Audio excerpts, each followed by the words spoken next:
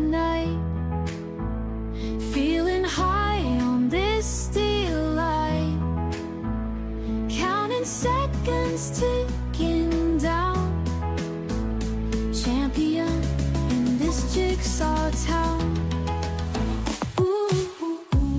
Feeling high on this delight.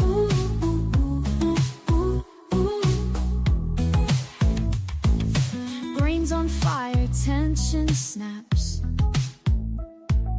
hands aligned at final clasp. Cheers are up, the crowd's amazed in the glow of winning race. Piece by piece we conquer all, speed puzzlers in the hall. Eyes on target, hearts ablaze. In this rush we find our craze. Puzzle mania late at night, feeling high on this delight, counting seconds ticking down, champion in this jigsaw town.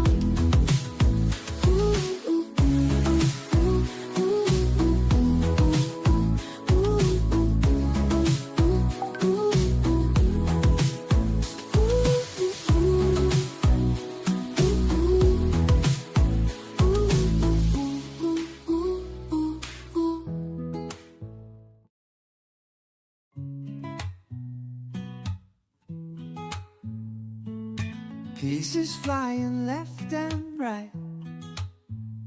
Time is running out, but it's alright. Patterns form like magic tricks. Fingers dance Maar we with echt quick, tussen sharp flicks. echt een hele druk. Eyes are locked on cardboard hues. Every move's a racing muse. Corners meet with frantic cheer. Victory's scent is drawing near.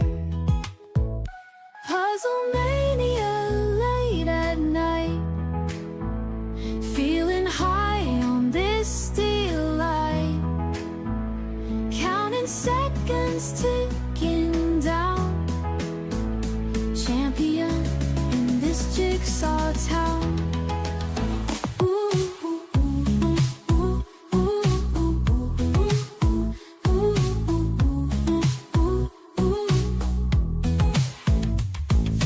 Brains on fire, tension snaps, hands aligned.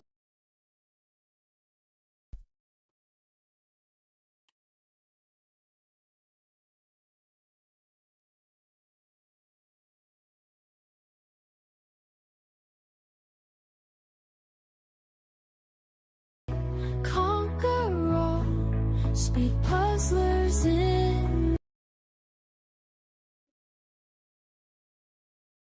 Hello and good morning. Well, no, good afternoon, everybody. Welcome to today's competition. Can you give me a wave if you can hear me all right? All right, fantastic. Great to have you all there. And welcome to our followers on YouTube as well. We have the main competition here running as a live stream. We also have some people who have completed this puzzle as a flex option offline, so we have also received some times, and we also have a few people in the parallel flex meeting who will be like in the quiet meeting, not in the live stream. So I'd like to welcome you all today, and yeah, we'll be starting in about 8 minutes. We'll be doing the reveal.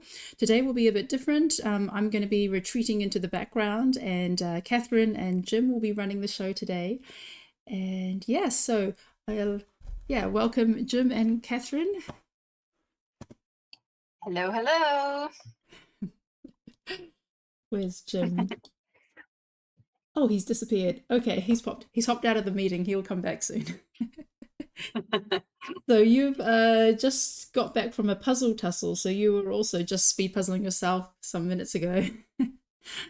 Yeah, I just had time to have a quick lunch in between, and now I'm nourished for the next 3 hours because we'll be here for a while. Yes, that's right. We have a 3-hour live stream today. This is a pairs competition and it's 1,000 pieces.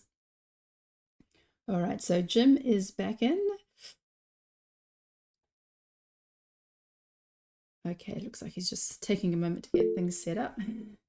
Okay, no worries. I'll just say hi to everyone in the Flex meeting. And yeah, so we have a theme for today. The theme is finding time.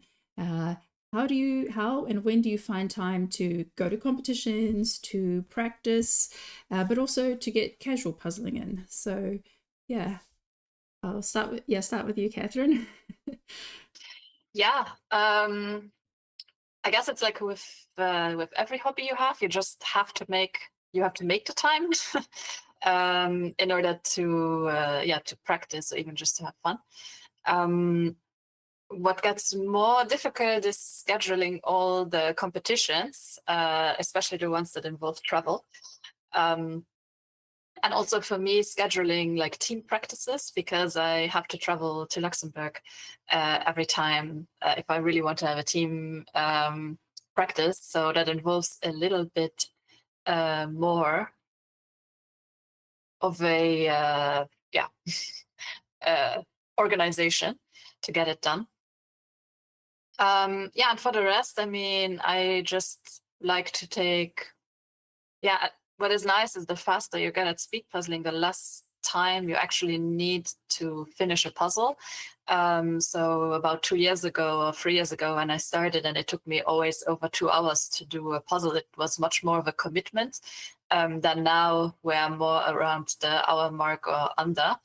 And then you can be like, oh, well, just quickly, let's do a quick puzzle now, like I have an hour.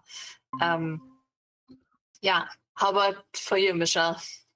Yeah, so so similar to you, I also like, in the good part is in reducing your time. It does take less, and so it is easier to slot it in. I wasn't doing that many puzzles during the week a year ago, and now I do find it easier to say, oh look, there's an hour in the evening, I can do one before bed.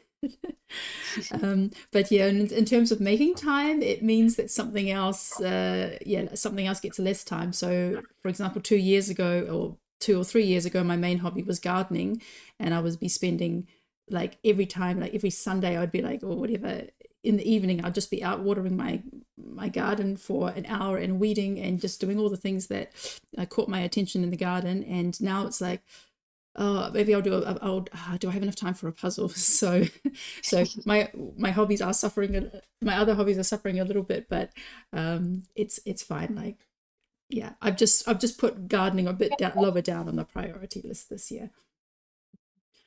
Yes. So let's check in with Jim. Is your audio working? Yeah, I think we're working now. Can you hear me okay? Yeah, awesome. Yes. Lovely. And Okay. an advantage is that you got a 3-hour more sleep today.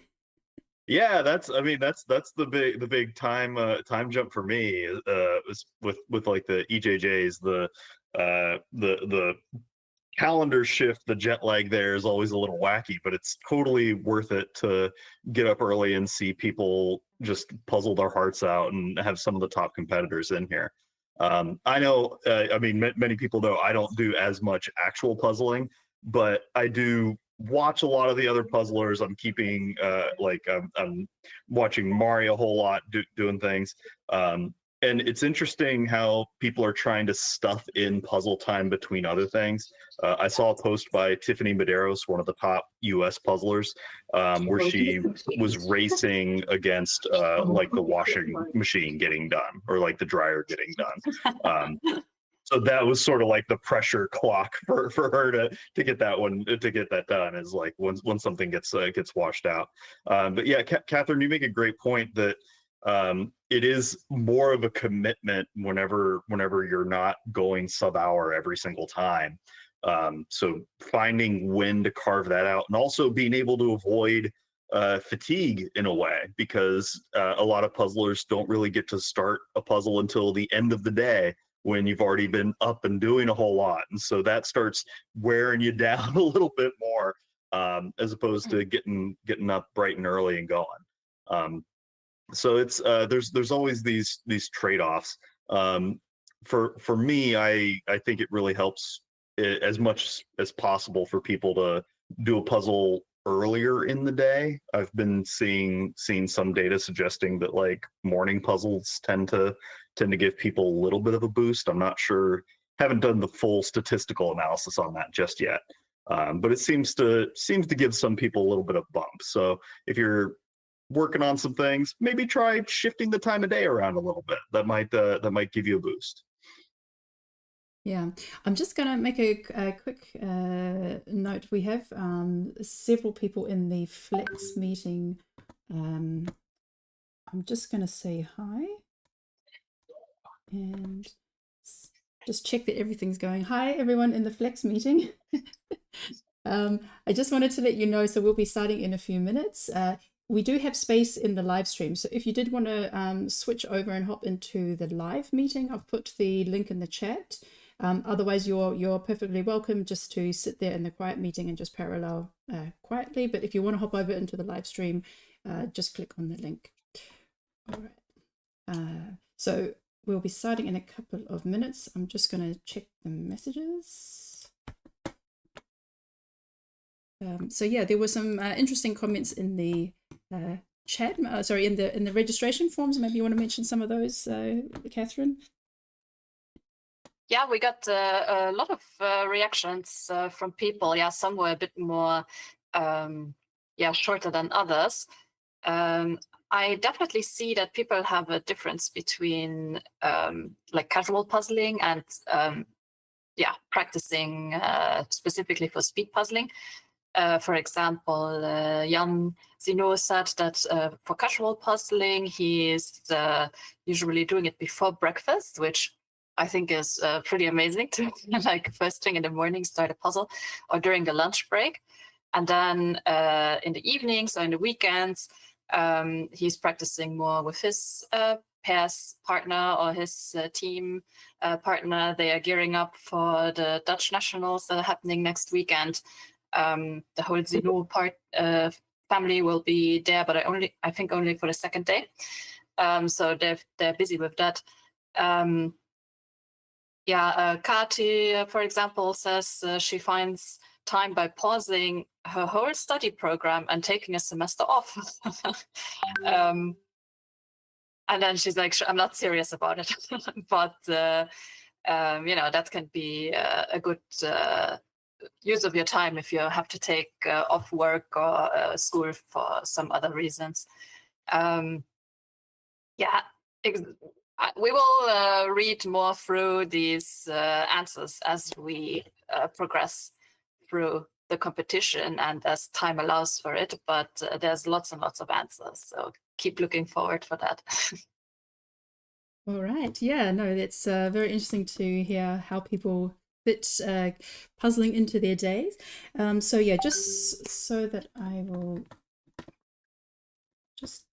so we'll just be ready to do the reveal in a moment. I'm just going to turn the mic on. So those in the Flex, can you just give me a sign that you can hear me? Can you? All right. Thumbs up. All right, great. So we're going to do the reveal in a moment, and after that we'll do the countdown.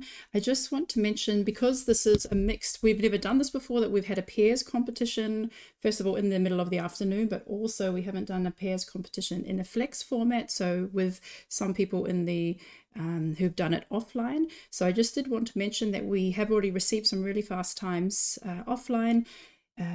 The fastest time was from Marketa and Teresa from Czech Republic with 53 minutes and 34. So if you're hoping for the top 10, that's the time to beat. There were some other fast times under an hour. So for those who are aiming for the top 10, go for under the hour. And looks like we are ready for the reveal.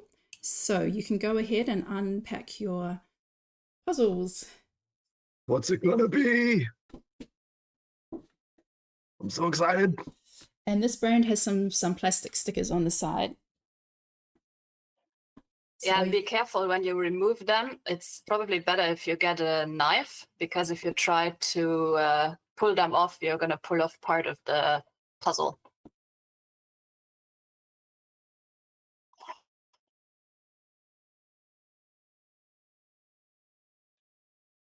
Yeah, I'm really excited to see how people are going to tackle this puzzle. Yeah, so make sure that the lid comes off nice and gently, that the 2 stickers are cut or removed.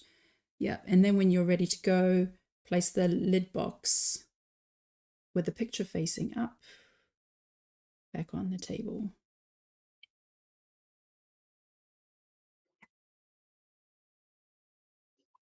Okay, so everyone in the flex is ready to go.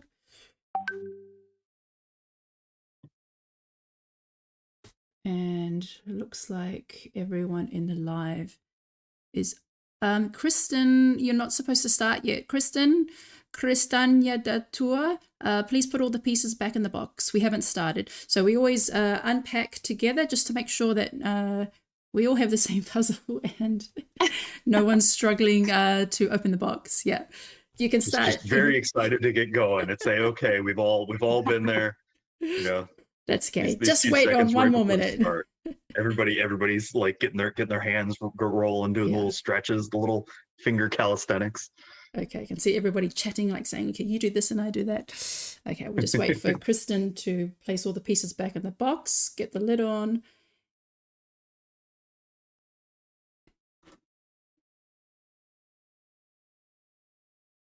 All right, we are ready to go. So doing a countdown in 5, 4, 3, 2, 1, go. Go! Good luck, Puzzle! everyone. Everybody. right. Already this lovely afternoon of puzzling. I'm excited. Catherine, what's up? Yeah, so I have the puzzle here. I did it yesterday together with my husband, who is not a speed puzzler. But here it is. It's a puzzle from the brand Heye, which is a German puzzle brand. The puzzle is called Home Norman O'Flynn. It's kind of a scene from like a study. So you have this like a nice big couch in the front. You have a bunch of books up here in the left corner. On the right side, you have all kinds of posters. There's like a poster of Elvis, one of a tiger, one of Bambi. And yeah, it's all in this like really cool style. It's a really fun puzzle. It was easier than what it looked like to me at first. There are some like tougher parts in it, but yeah, so here it is. Yeah. No, there's lots of interesting tactics here, because there's sections of just pure flat color. There's sections that are like kind of a mini collage in there. I'm really excited to see how the pairs approach this, because there's a whole bunch of different ways you could attack it that are all going to be pretty quick. Yeah, I'm also curious to see how they're doing it. You can see the different collage parts of the image fairly easily. Like you can recognize it fairly easily in the pile of pieces. So yeah, it'll be an exciting to see how people are doing. Yeah. Yeah, and we're coming up on the 2-minute line here, and everybody is still sorting like crazy. Even though you're doing it in pairs, 1,000 pieces is still no easy flip and sort. So we'll probably see the first couple of teams done with the initial flip around 3:30, 3:45 or so, and then hop in and get it going. And we already have several people plowing through this sort. Yeah, so right now on screen, we have Aaron and Carla from the United Kingdom. We have, sorry, this is the first time I'm doing this, so I'm like still figuring it out. Agnes, I cannot see her in the list, but we have Agnes and her partner in the second spot. Then we have Anna, who I also don't see in the list. Ivan, Anna and Ivan. Let's see. Oh wait, do I Yeah. see her in the Mhm. list? I see lots of Hannahs. Well, Anna and Ivan in the third spot. We have Annika and Sabine from Germany. Then we have Arjen and Frauke from the Netherlands. And we have Ayelen and Franco from Argentina. And they're all off to a pretty good clip here. You can see Annika and their partner looks like they're sorting out a lot of the edges and those yellows, that bottom yellow floor, which seems to be a similar tactic taken by Algin. And I think Anna and Ivan are doing a pretty hefty edge sort, and they may end up going for some of that poster collage here from the looks of it. Agnes looks like they're doing an edge pull, and it's also interesting to see where pairs are placing their pile. That's a tongue twister. Pairs placing their pile, because you have some groups where they're putting the pile off to the side, and some where they have it all sort of centralized, so that way they have easier time getting to all of those pieces. So it really is a game about where are you going to build up from there. After you get it going. We can see in the top left they're also pulling out those that yellow flooring.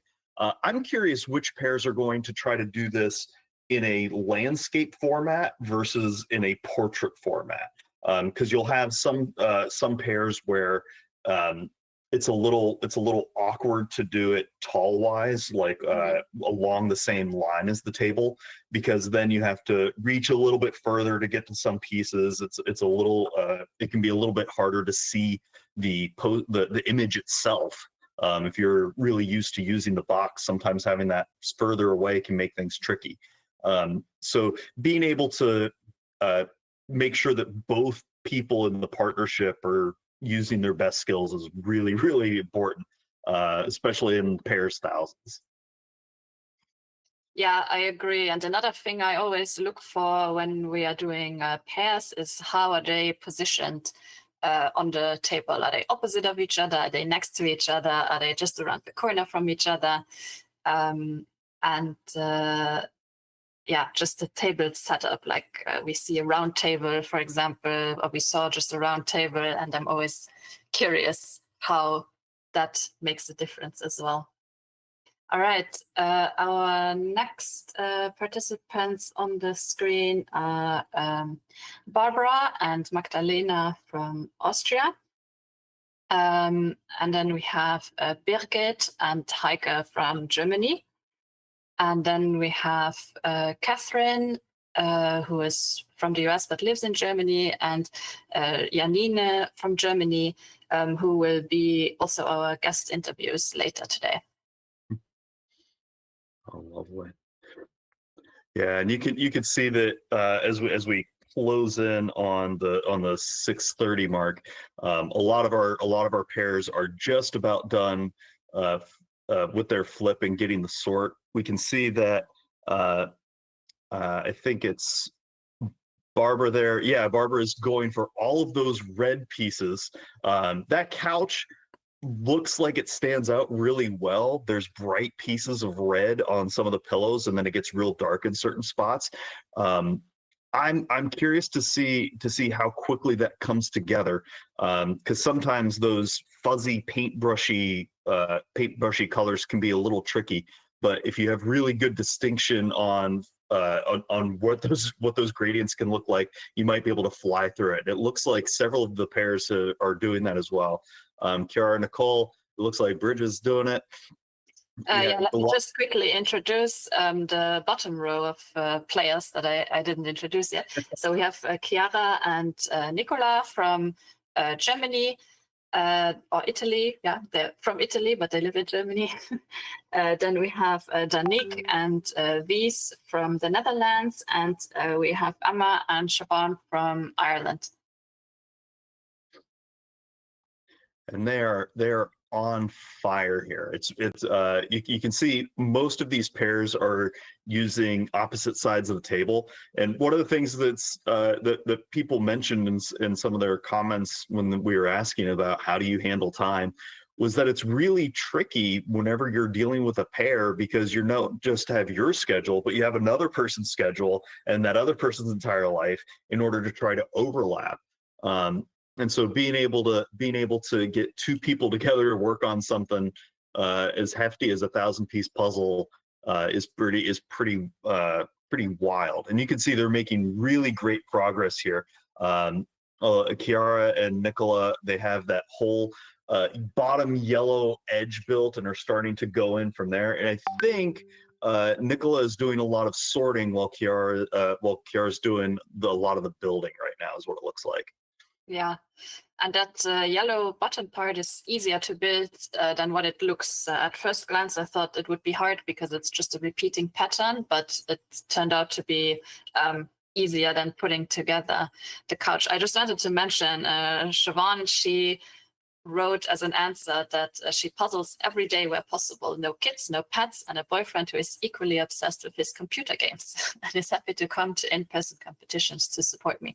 I think that's the perfect setup if you have a partner who is also obsessed with something that is, something that they also do on their own. And then you can just do these things together.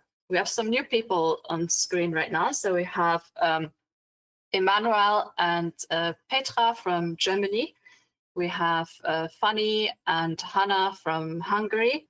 And we have Fleur and her partner, who I don't know who it is. Just give me a second. Oh, sorry. But I'm also thinking maybe some of these people have jumped over from the flex, and that might be why they're not here. Oh no, there she is, Fleur and Margriet from the Netherlands. Lovely. And you can see Fanny's pair. They may have a third person right there. It looks like they have a box manager, a little fuzzy assistant helping them out, and they're doing a big sort up front, getting all those yellows and reds.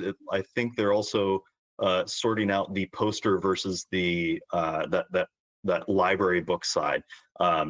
With big sorts like that, there's always this making sure that you're really accurate up front to have a late game payoff on it, which is really important. Fleur and their partner done with the flip. Looks like they're getting started on doing those edges and the yellows. Really strong move. I wish we had I wish we had mics on all the different pairs, so that way we could hear how they're communicating as well. Because sometimes you hear them timing out when you're going to be done with a certain project before starting in on the next one, which is really important. And as we come up on the on about 11:30 here, I'm gonna ask the folks in the chat, what times do you think we're gonna see from the live field today? Yeah, that'd be exciting to know. I mean, we know the fastest time in the flex meeting was 53 minutes, which is very fast for a 1,000-piece pairs puzzle. I was expecting it to be more around the hour mark. I just want to mention, when I did it yesterday with my husband, who likes to puzzle but is not a speed puzzler, and we decided to just do it somewhat casually. He took a break in between of like half an hour. But we did finish it in a little bit over 2.5 hours. So we would have finished it in the 3-hour mark. So I have high hopes that we're going to see a lot of finishers today. All right. So right now we have on the screen Futini and Andreas from Cyprus. We have Graham and Jody from the UK. Then we have Hanka and Eva from Czechia. We have Heye and Colin from Ireland. We have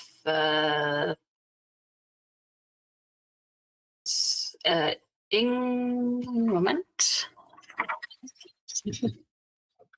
I need to be better prepared for the So we have Inga. Where are you, Inga, in my list? We have Inga and Louise from Norway. And then we have Inga and Jan from the Netherlands.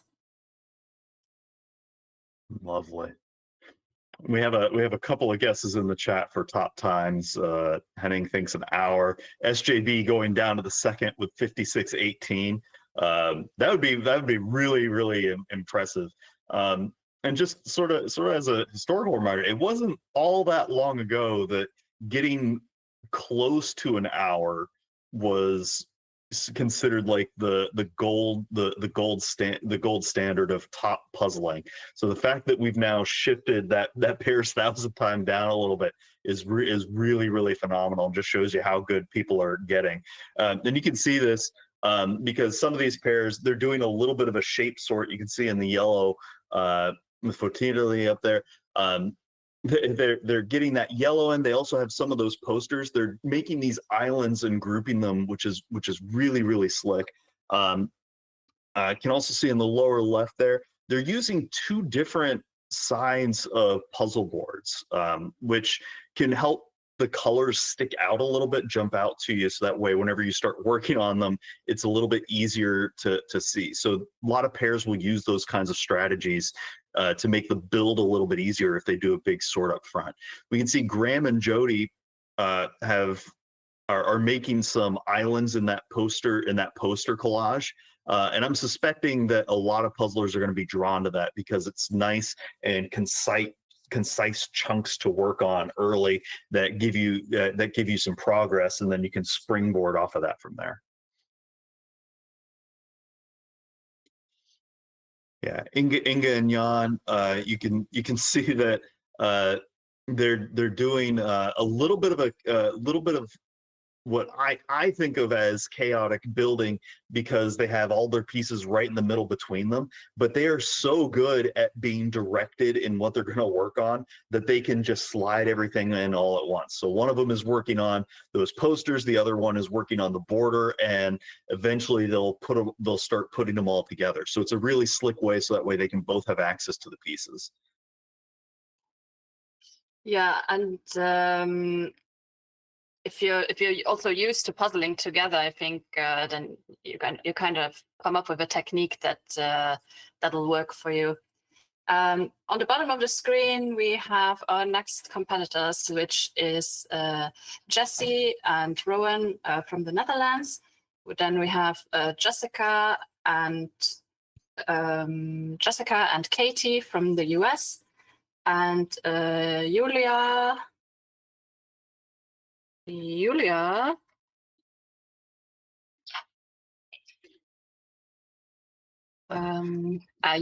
and Vanessa from Germany. And these cats are all doing really wonderful. You can see Jesse and Rowan, they have almost that entire yellow floor in, and it looks like they're going to start building away from that ground. They've also pulled out all of those red couch pieces so they can get that collage of the poster going a little bit. And then it looks like one of them is working towards the border. Jessica Henderson and their partner doing a really great start. They have that yellow bottom border going. It looks like they're doing some extra sorting off to the side there. I can see a couple of puzzle boards that they're using to set themselves up for success a little bit later. And Julia's pair, they have all of that couch pulled out to the side. And this is where working with your pair, setting each other up for success and doing some projects together, doing some projects separately, sort of doing this leapfrog of one person pulls for the other, goes a really long way. Yeah, that's also where the communication is key, because if you know what your partner is working on, then it'll be easier for you to hand them those pieces that maybe are lying right in front of you. On the bottom of the screen, we have Kati and Jana from Germany. Then we have Kinga and Pavel from Poland.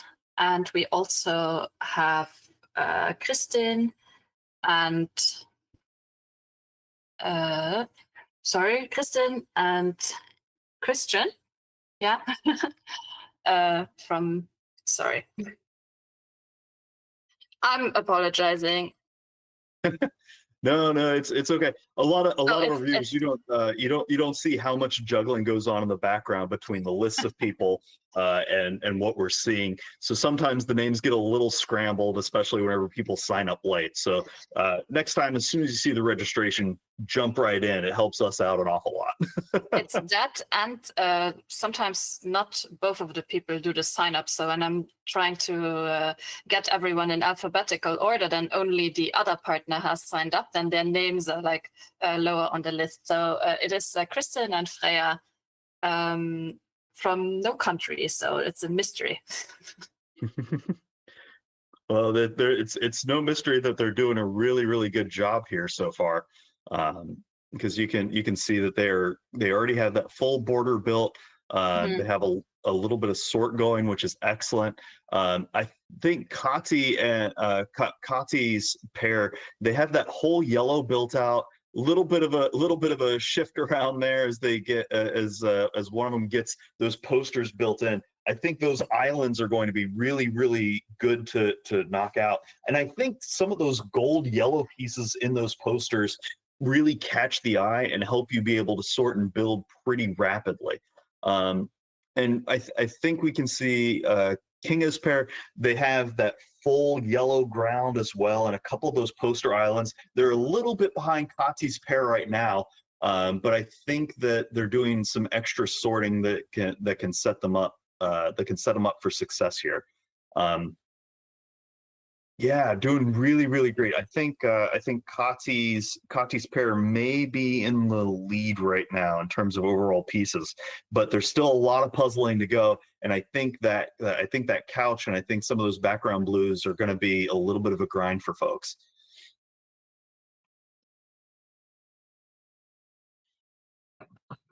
Oh wow. Yeah, we can see Kristen and their partner going through that pile. It's also fun to see that they're doing this caddy corner style where they're both on adjacent sides of the table as opposed to opposite sides or on the same side even. So every table is going to have a slightly different setup depending on what they're working on and how. Yeah. Next we have Christoph and Eliska from Czechia. Then we have Christina, who is not in my list, but her partner. We have Laura and Hannah. So it's Laura and Hannah from the US. And yeah, that's everyone we have for now. What I just wanted to mention before, these blue pieces, they seem very intimidating at first, but once you have built all the other things, there's not that many blue pieces left. It looks like a lot, but a lot of them have other pieces, other like things on them. They are part of the frames, or they're part of the books, and what you have in the end is just this like this line in the middle, and then a line that goes under the posters on the right side corner. So don't be intimidated by the blue.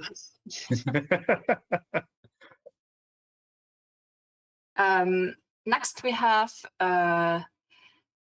Lena and Maya from Germany. Then we have Lenka and Filipa from Portugal.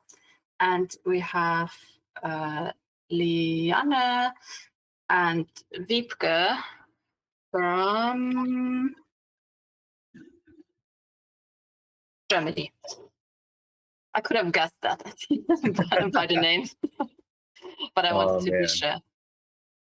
Yeah, and they're doing really great. You can see that Lena and their partner, I think that a similar tactic, just maybe slightly in different orders, is appearing here, where there's the collage group of posters and that yellow ground off to the side that are sort of the early easy targets. We can see Lena and their partner, they have a lot of those red couch pieces in the middle of the build area, and they're also doing micro sorts of certain sections or certain chunks that they can work on off to the side, and then pick them up and drop them in where they're going to go. Yeah, just just like that, which is excellent. Lenka and Philippa, they have that full border built out. Now, on a 500-piece puzzle, it's 86 pieces. On a 1,000-piece puzzle, that border is going to be close to about 126. Kind of fluctuates a little bit depending on what the dimensions of the puzzle is and the brand, all that kind of thing. Having that full border means that you're already a little over 10% of the way done with your puzzle, and it lets you box in things from the outsides a little bit. But you can see that Lenka and Philippa, they're starting to go in on that couch. They've pulled all of those red pieces and are getting ready to go in on ham on that. And Leanne's team, they almost have that border built out, and you can see that they've actually separated the yellow bottom so that way they can attach it later rather than having to reach across the middle. That's a really cool idea that can save some time, because the less like long range arm movement you gotta make, the faster you are overall. Keep in mind 1,000 pieces. Every little bit of time you can cut off from your movements, from extra piece touches, that can really add up and get you going pretty quick. And we're coming up on the 24-minute and 30-second line, and these puzzlers are doing really, really fantastic.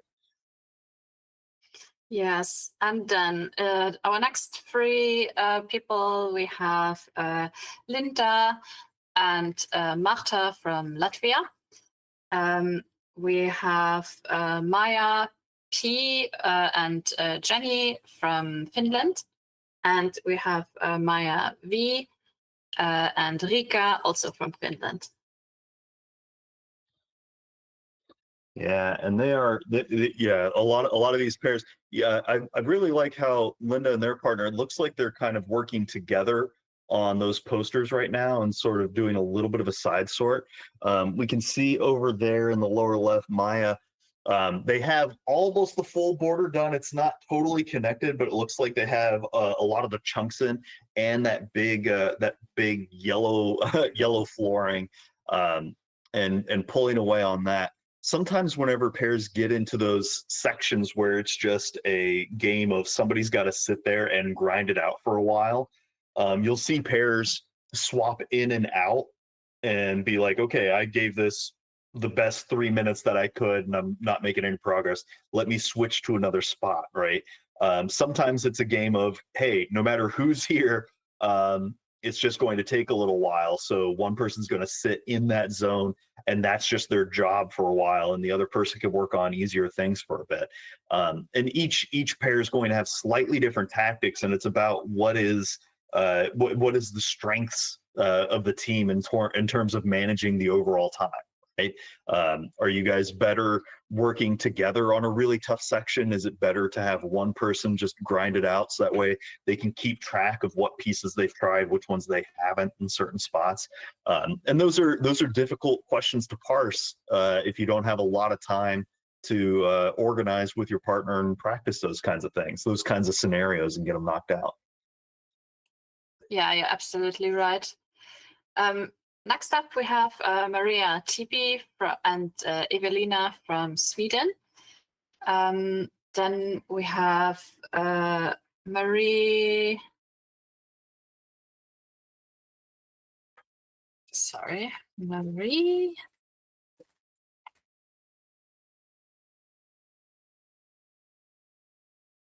Marie Nilsea. I also don't see you on the list. I'm apologizing.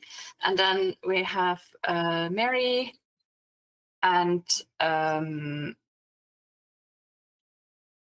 Mary Winkler. I also don't have you on my list, do I?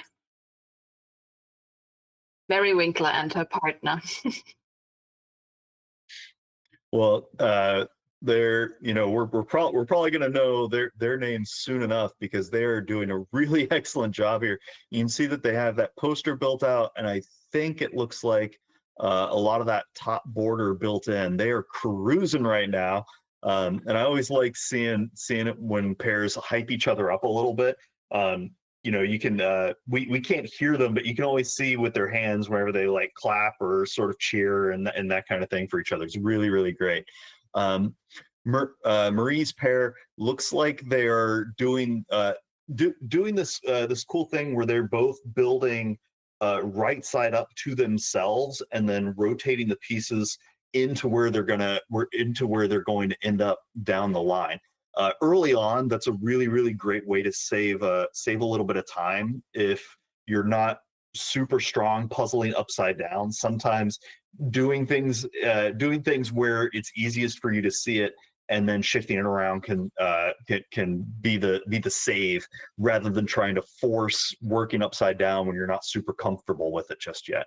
And we could see in the upper left there, I think that's Maria.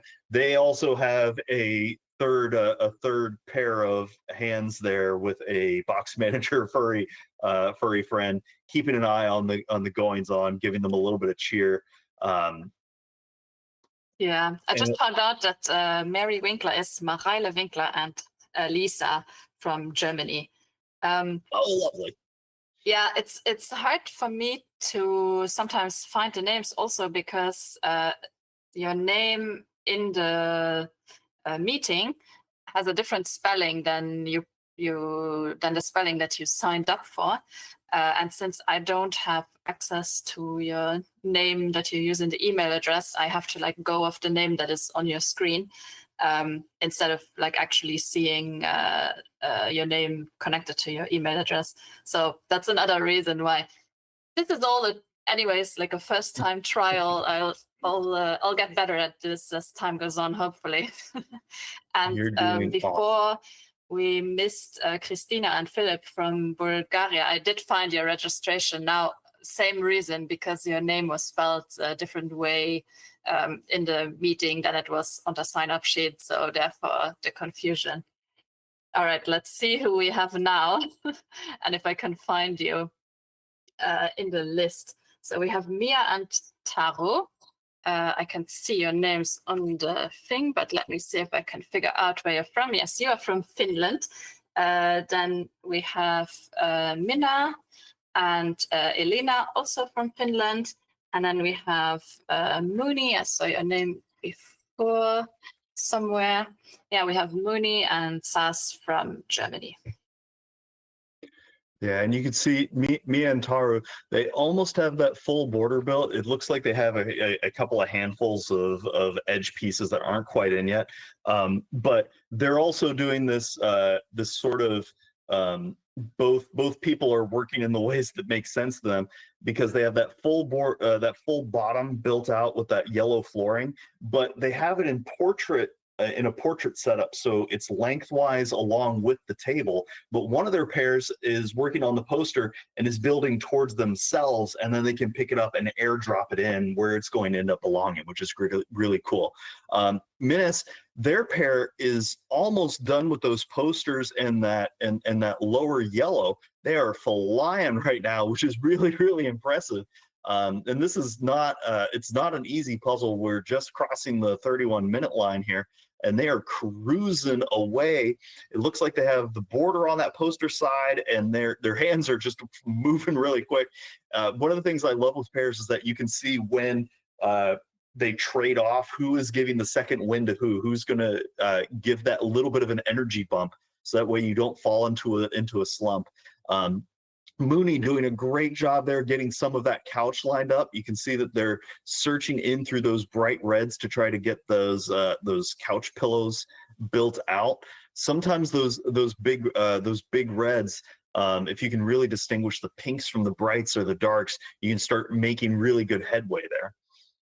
Yeah, the couch was for me definitely the hardest part of this puzzle, just because it's so big, and there's not very clear lines. With the blue, for example, there's like very clear lines that go up and down and left and right, so it'll be easier to line up. There are a few of those in the couch, but in general, the shapes are a bit more organic. So I felt like I was a little bit stuck with the couch. Let's see who we have now. We have Mirte and Sebastian from the Netherlands. We have Veronica and Line Beate from Norway. And we have Pete and Nikki from the UK. Michelle lets me know in the background that if you use an incognito window, when you log in to the Google Meet, you can choose your name, and then you can make your name the same as you used for the sign-up sheet. That would make it easier for me. I understand that it's an extra step for you, but yeah, it would be great if for the next time I'm hosting, that could be the case. Jim, I think your sound is off. Oh, Now I it's hope on. not. Okay, there we go. Can still hear Yeah. me all right? Great. Yes. Okay. Cool. Yeah. No, I was just sort of gawking in awe here, because we could see, I think in the lower left there is that Norges. Yeah, they have. that's Veronica and Line Beate from Norway. Oh wow, yeah, they have.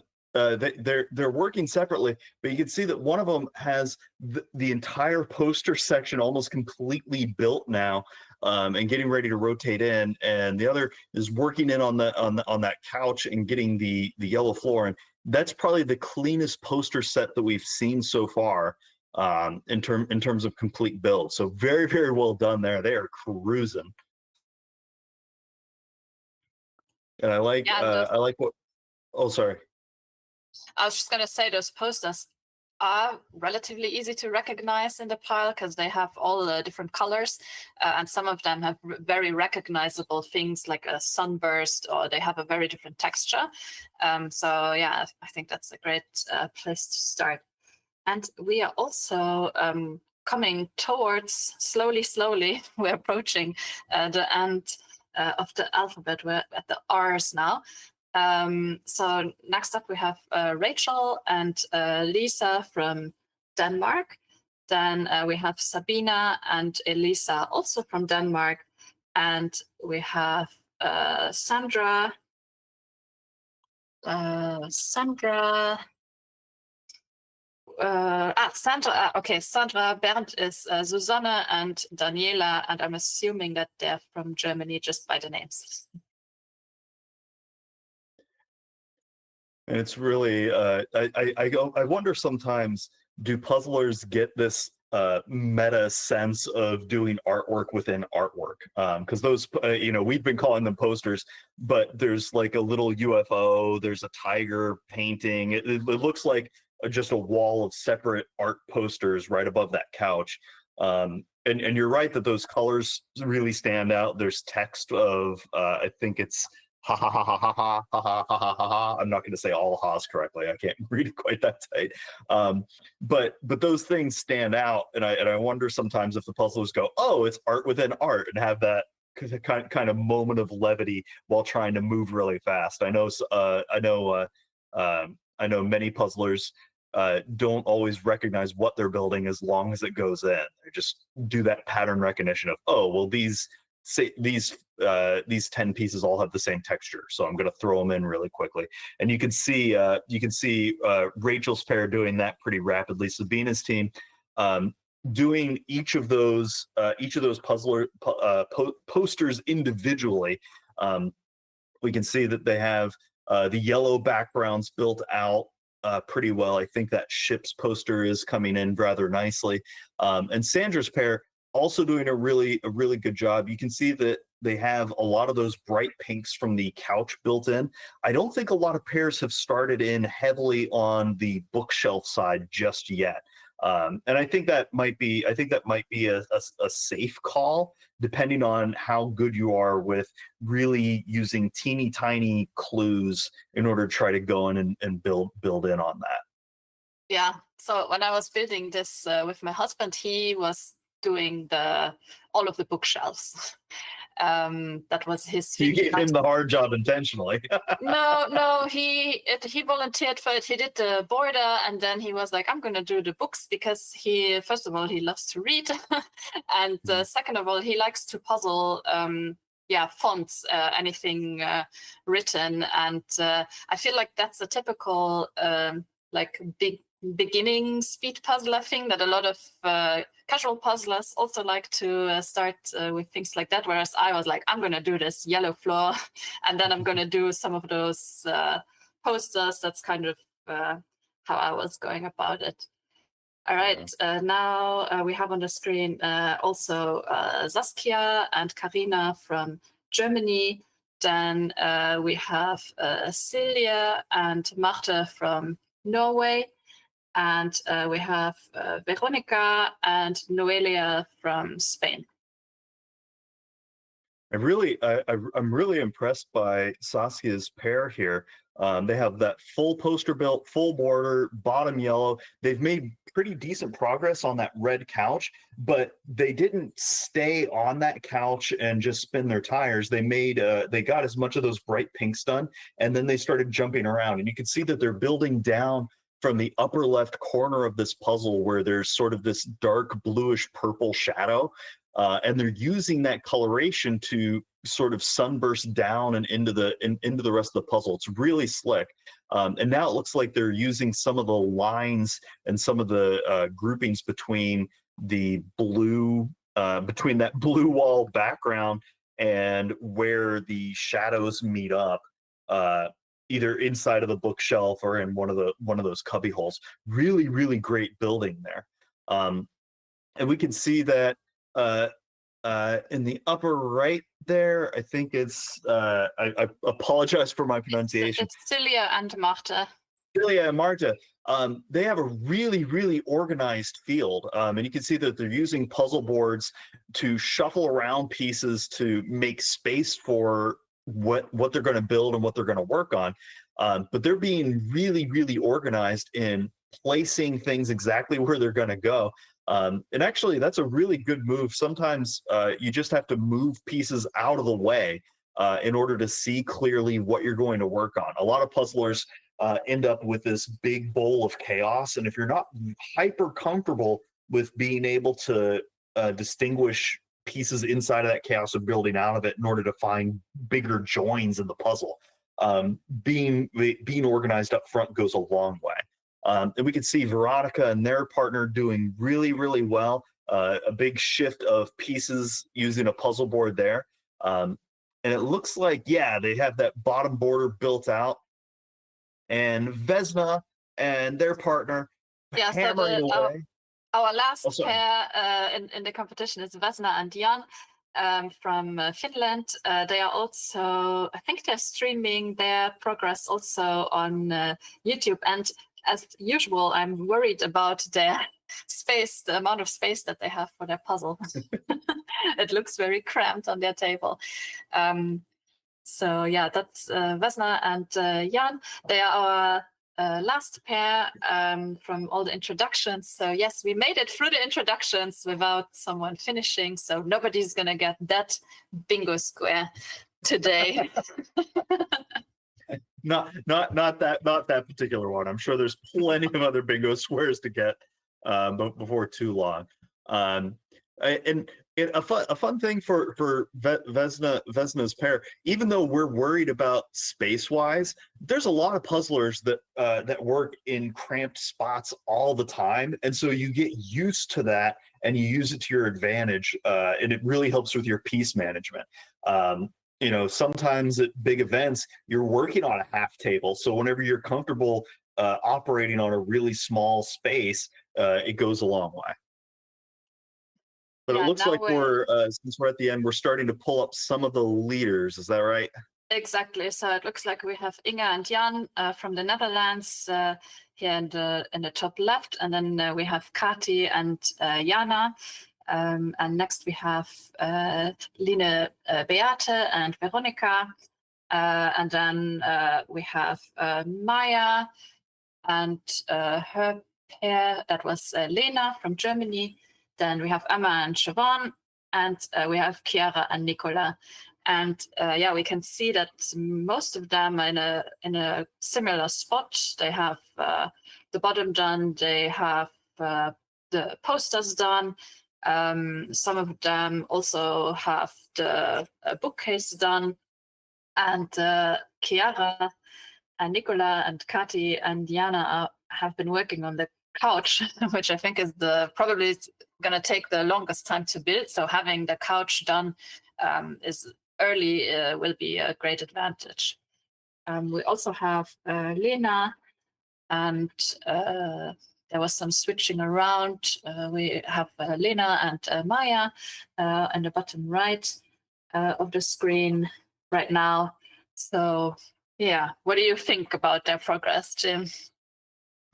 I think this is going to be a much tighter race than anybody would like, especially since we're just crossing the 43-minute and 30-second line. We can see that Kati and Chiara and Nicola are really close to each other. It's a very similar build. I think Kati's pair might be slightly ahead overall. They have a little bit more of those bookcases built out as opposed to the sofa. So it's really going to be a game of who can do more of fill in a little bit faster. But these pairs are really flying here. And I'm genuinely impressed because this is not an easy puzzle by any stretch. There's a lot of similarities in those bigger sections, like the couch or the floor, or even those bookshelves that can be pretty tricky. And we can see that Lena and their partner getting ready to do a big join of the posters to the rest of the puzzle. Are they going to be able to slide that in and hook it up? I'm pretty excited to see how this plays out.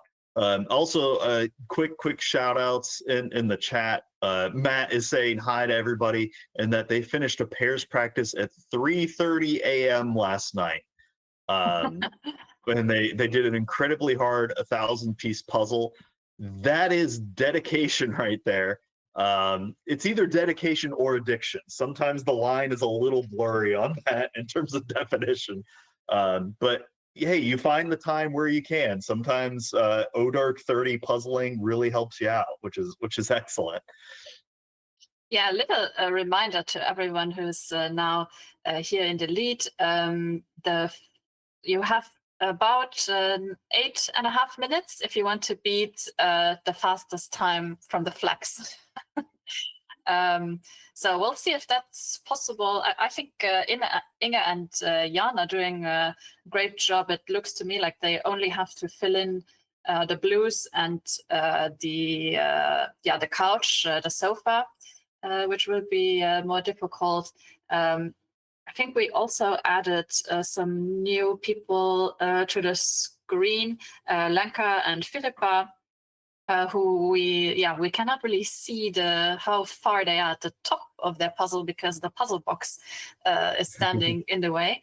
And then we also have Linda and Marta from Latvia on the screen for a short time, and we're just switching over to Graham and Jody, who are doing also a great job. It looks like they have done all the bookcases, they have done all the posters. They're missing out on the couch. Yeah, this is going to be really tight coming into the little bit of the close here. I think Inga and Jan might be a little ahead of the rest of the field right now. You can see that Inga has a lot of those bookcases built out, and they're also plowing away on that lower sofa. I'm really excited to see whenever puzzlers can smell that a project is close to getting done or that they're making good headway, because they sort of pick up this physical speed. You can see their arms flying as they go left, right to get a couple extra pieces in. But they are absolutely cruising right now. We can see Linda and their partner. a little more scattered overall. If they get a couple of big joins going, we might see how close they are. Lenka and Philippa earlier could see around that corner. They have that almost all of that poster side in, and it looks like they're building up into that bookcase a little bit. They have no more couch to build out. So they're in similar footing to Kati's pair right now. But I think Inga and their partner, if they can get that sofa built out, they may be able to catch up to the leaders here. It's going to be really, really tight. Again, this is one of those scenarios where no matter what the section you work on in, the order of the section isn't quite as important as the tactics within that section in order to build out. And you can see that Inga and their partner, they're really making a concerted effort to use those background blue lines to separate some of those cubbies, some of those bookshelves, and then building in from there. They're boxing in those chunks of the bookshelf really well. And you can see that they're doing a similar thing with the sofa.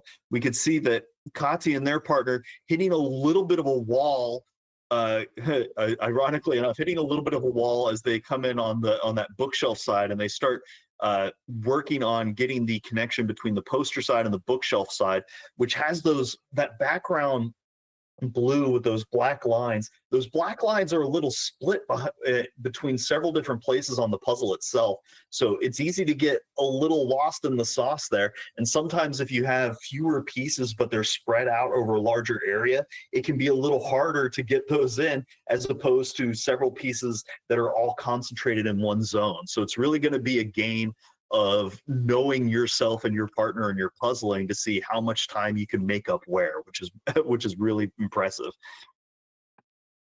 Yeah, I'm mostly looking at the differences right now between Inge and Jan's progress and Kati and Jana's progress, because Kati and Jana have done this couch, and the couch is the hardest part of this puzzle, but Inge and Jan are doing really good progress on the couch, and it looks like they have really divided their labor. Like one of them is doing the couch, the other one's doing the blues, and it looks more like Kati and Jana are both just kind of working on similar sections and just trying to place pieces in wherever they can.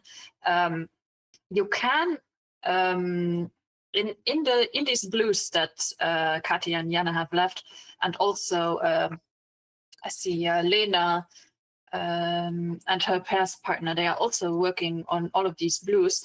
There are many different shades of blue that can kind of tell you which of the lines you are building. So I might suggest to kind of do like a mini sort of the blue, and it'll be easier to place them in than if you don't do that and you just have them all in one pile. Yeah, sometimes those micro sorts can go a long way. And I say it all the time, there's always these trade-offs in speed puzzling. Does the micro sort help you in the long run be a little faster, or does it cost you time because you have these because you're touching it a couple extra times, right? Every time you pick up a piece, it's a half a second. So making sure that you're being really efficient with that goes a long way. We can see that Kati and their partner really flying. I'm also very impressed with Emma and Siobhan. Even though they don't have that couch in, they're almost done with the bookshelves and have that blue line in. Inga and Jan might be still very much in the lead. They're almost done with those blues. I think they might be about 150, 200 pieces out or so at this point. Kati and their partner, they have that whole couch down. Now all that's left are those blue pieces, and if it is as distinguishable as you're saying, Catherine, they might be able to fly through the later chunk of this because they've already have a lot of the other pieces out, and now it's going to be a little more straightforward. Chiara and Nicola, they have a little more bouncing around to do inside of the bookcase.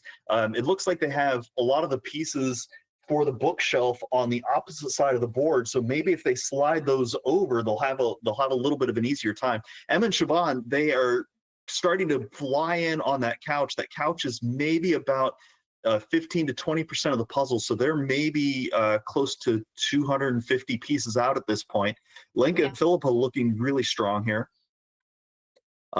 They have the couch done, the posters. They're working on that bookcase. But Lena, they are looking very strong. They're right there with Kati. I think they're maybe about 50 pieces behind in terms of finishing that bookcase and then getting up to where Kati and their partner is. So this is really going to be a game of who can keep their physicality going a little bit longer, who wants it just that little bit more, even though fatigue is setting in, right? Just because you have a pair doesn't mean that 52 minutes feels like 25 and you're ready to roll. You've been puzzling that whole time. So now that fatigue is setting in and you really got to trust your partner to hype yourself up a little bit and get you going. Yeah, and 52 minutes is a long time to be concentrated on one specific thing and to like give it your all physically. So yeah, you're bound to be tired, your shoulders are gonna hurt, your eyes might do some things. I see like some people are a little bit, I don't know if they're struggling, but some people have like sun and shadow coming over the puzzle, which also is not super helpful, especially if you're looking for like small differences in color. So yeah, those are all things that you need to consider. Yeah, now we see Kati and Jana are, I think they are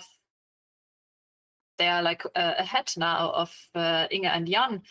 I think because yeah, this pink couch is a really tough thing to puzzle, and they only have this blue stripe in the middle, the blue stripe kind of above the couch, and then like a little bit of an area there at the top of the puzzle, and they are comparatively easy to put in if those are the last things you're putting in, because they have lines in them, they have different colors, there's a little bit of a gradient going on. We just passed the winning time, so none of you, sadly, will be first on the final sheet. But overall, but you could still be shooting for first on the live call, which is really, really phenomenal here. And for top 2 overall. So yeah, there's still time to get in there. I think everyone we're seeing now on screen is hopefully going to make it in the top 10 in the sheet after we've combined all of the numbers afterwards. And yeah, let's see how you can see doing. Adrenaline sort of hitting the puzzlers at this point, because they know the end is close. They know that timeline of trying to stay under an hour is pretty important. So you can see that they're doing a lot of I sometimes call it cat clawing whenever I'm coaching with people, where you just start shifting the pieces around in your pile without direction. And so sometimes you're just shoving them around, and then your brain isn't really remembering what's where, but your body feels like it's doing something. And so it tricks you into sometimes feeling like you're being productive when you're just shifting things around. And when you're adrenalized, that really kicks up, because your body's like, I gotta go, I gotta get things in. But you want to make sure that your brain is still seeing where to get those pieces in. We can see Inge and Jan almost done with those blues. I think it's maybe about 40 pieces left on the blues. Kati and their partner, they have that full couch done and maybe the same number of blues left. So Kati and their partner may have this locked up at this point. I don't think Inge and Jan are going to be able to catch up with as much couches left to do at this stage. Lena and their partner are flying as well. They have that full couch done. They now need to do that line across between the couch and the posters, and then up between the bookcase and the posters. We'll see if they're going to be able to latch onto that really well. Chiara and Nicola also looking very, very strong here. We can see they only have a little bit of those cubby holes to finish up, and I think those shadowy parts on the blue are going to be able to fall into place rather quickly. Lenka and Philippa are just behind Chiara and Nicola. We're going to see who can catch up a little bit. Are they going to be able to use the colorations, or at this point you can also start using the shape of the pieces really, really well and do shape work. because once you have it narrowed down to just a handful, you're in a pretty good spot. But Kati and their pair be really trucking through here and crunching out. I think they're down to the last 20 pieces right in the middle or so. You can see that they're both kind of on top of each other's hands, moving back and forth, trying to get these last ones in, juggling around each other. Lena and their partner on opposite sides of the puzzle, trying to make effort inwards. But Kati and their partner closing this out at just over the timeline, and they are done. Congratulations, Scotty. Yay, congrats. Very, very, very well done. Yeah, Just still under the hour. That's a really great time for a 1,000 piece pairs puzzle. Congratulations. very well done. And I think somebody was it SJ that was pretty close to guessing down to the second what the time was. Yeah, probably. She's very good at guessing. Yeah, she says 56:18, so she was like a 56:18. minute off. Pretty close. And we can see puzzlers charging forward, and Catherine. Sorry, I saw the name pop up. I was like, "Who slid under the radar here?" No, not me. I was like, "Wait, how did you do? That's amazing!" But we can see puzzlers really picking up the pace. Lena's pair charging forward, getting those blues done. Kiara's pair made excellent progress. They caught up a whole lot here, and they only have maybe about 30-40 pieces left of those blues. And Kiara is so good at using shape work and using those backgrounds to get them in. They are accelerating, coming into the last little bit of the close here. You can see both of their hands just rapidly moving. Lena and their partner, I think they know that they're pretty close to keep this under an hour. Are they going to be able to do it? We just crossed the 59-minute marker. We have maybe about 40 seconds left. Are they going to be able to stay under an hour as we come into the close here? Kiara and their partner, left and right. Lena's, they have accelerated so much. They're maybe about 10 pieces behind Kiara. Are they going to be able to catch up? Kiara working out of her left hand, trying to get those pieces in with her right. Lena and their partner doing one at a time. I think Kiara's pieces might be a little more split out. Lena writing it down. They're down to 3. Kiara is down to 2. Who's going to be able to get the last one in and hit the done button? It's going to come down to the buzzer. Are they going to be able to hit it? Lena's just ahead of Kiara. Well done. Congratulations. Lena, And I think Heye, under the hour line, yes, congratulations, both Lena and Kiara's pairs. Congratulations. Absolutely phenomenal. That was a true rush to get into the end there. Oh man, that was so close. Congratulations. Woo. Yeah, that's the top 3 of the our live event, and in the flex event we also had 3 finishes already under the hour. So in total there's about 6 pairs that have finished up until now. Oh man, this is really great puzzling on a Sunday afternoon or a Sunday morning, whatever your time zone is. It's just a good time for puzzling. Find your time for doing fun things. It's really great. But we can see Inga and Jan, they are coming in on finishing up that couch. They're trying to get those bright pinks in. They've gotten all the blues wrapped up, so they're maybe about 30 pieces away at this stage. Trying to catch some of these other people. Lenka and Philippa, it looks like they are fighting to get those blues in, some of the really bright ones and the dark ones. And this is where if you've been staring at the same section for a while, sometimes your brain just starts seeing all the pieces as the same kind. So taking a few seconds to just blink, shake your head, hit the reset button.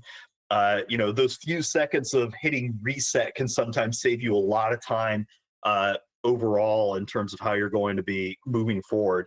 But I also want to take a note. Jesse and Rowan looking very, very strong here.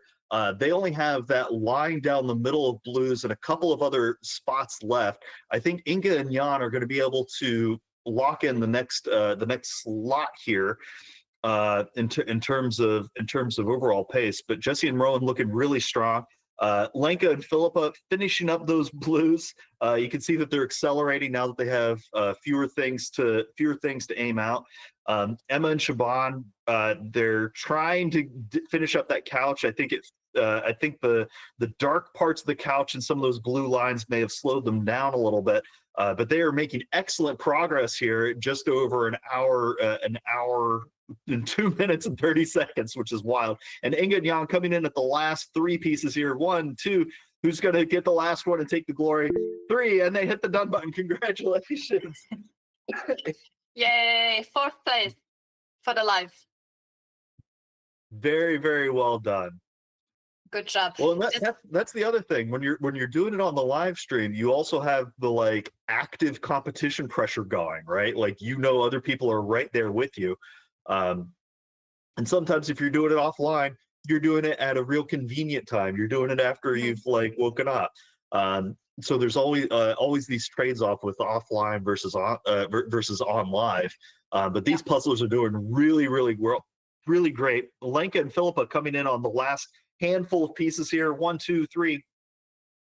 Get those last ones in and out of the hand, and they're gonna hit the done button right now. Yay! Congratulations! Yay! Just behind that other pair. And that's really phenomenal. It really tells you the caliber of competition that you have in the Euro Jigsaw Jam, where you have so many top puzzlers all within just a few minutes of each other on these longer puzzle time scales. It's really, really impressive. Yeah, it amazes me every time how close people are puzzling, and it just kind of tells you that like the level at which they are puzzling is very high, to the point where they're all finishing around the same time.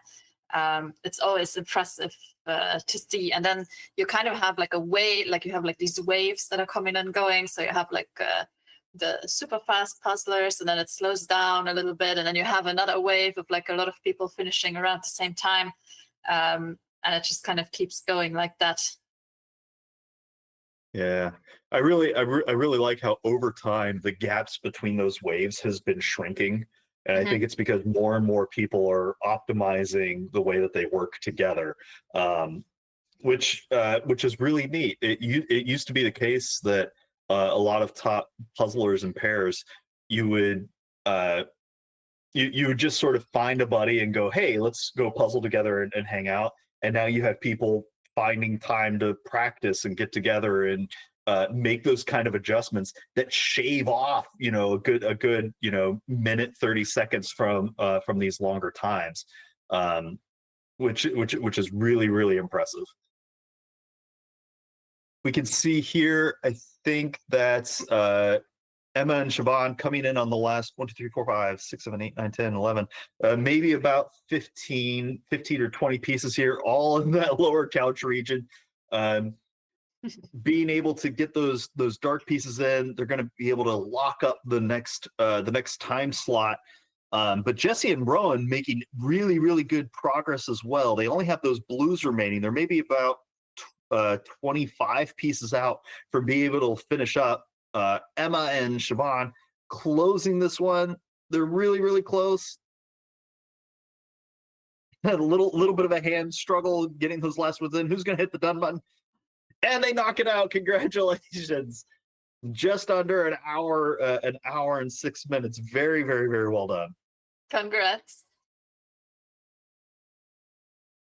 Oh man, this is really phenomenal.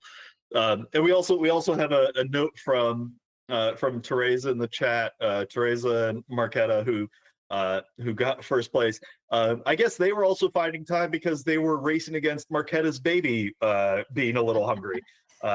So if you're looking for motivation, I guess have a kid and wait for them to eat. Please don't take that as actual life advice. Take care of yourself.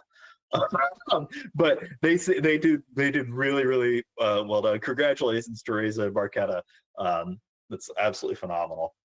Yeah, and in the meantime, we also had Jesse and Rowan finish in the same minute as Emma and Siobhan.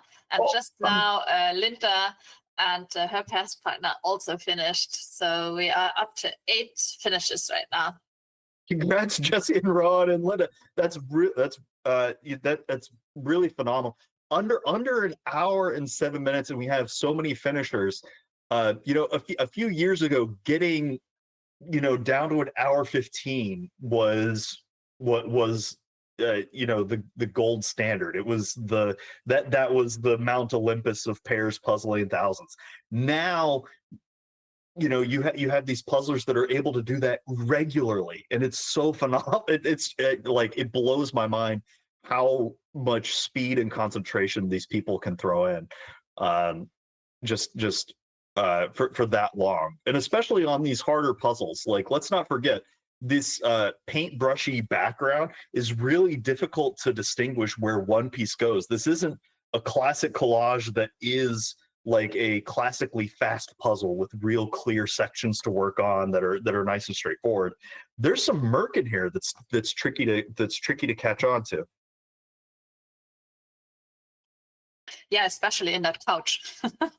Yeah. I feel like I'm harping on the couch, but it was really the part of the puzzle that's like that annoyed me a little bit. But it was the only part of the puzzle that was annoying, and for like a 1,000-piece puzzle, that's not a lot to complain about.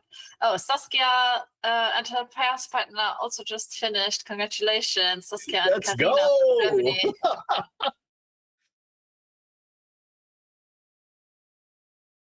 Very, very, very, very well done. Yeah, and we're starting to see a lot of pairs. They're either finishing up in that red sofa or in that blue wall background, and bouncing between there. Yeah, and we're going to be up to Saskia and Sabina? Nee, Karina. Saskia and Karina were the 9th to finish today, which, and we're still under 1 hour and 10 minutes, which, is kind of amazing to see. Michelle said before in the chat that her and her daughter did this puzzle in 1 hour and 30 minutes. So, that's really impressive.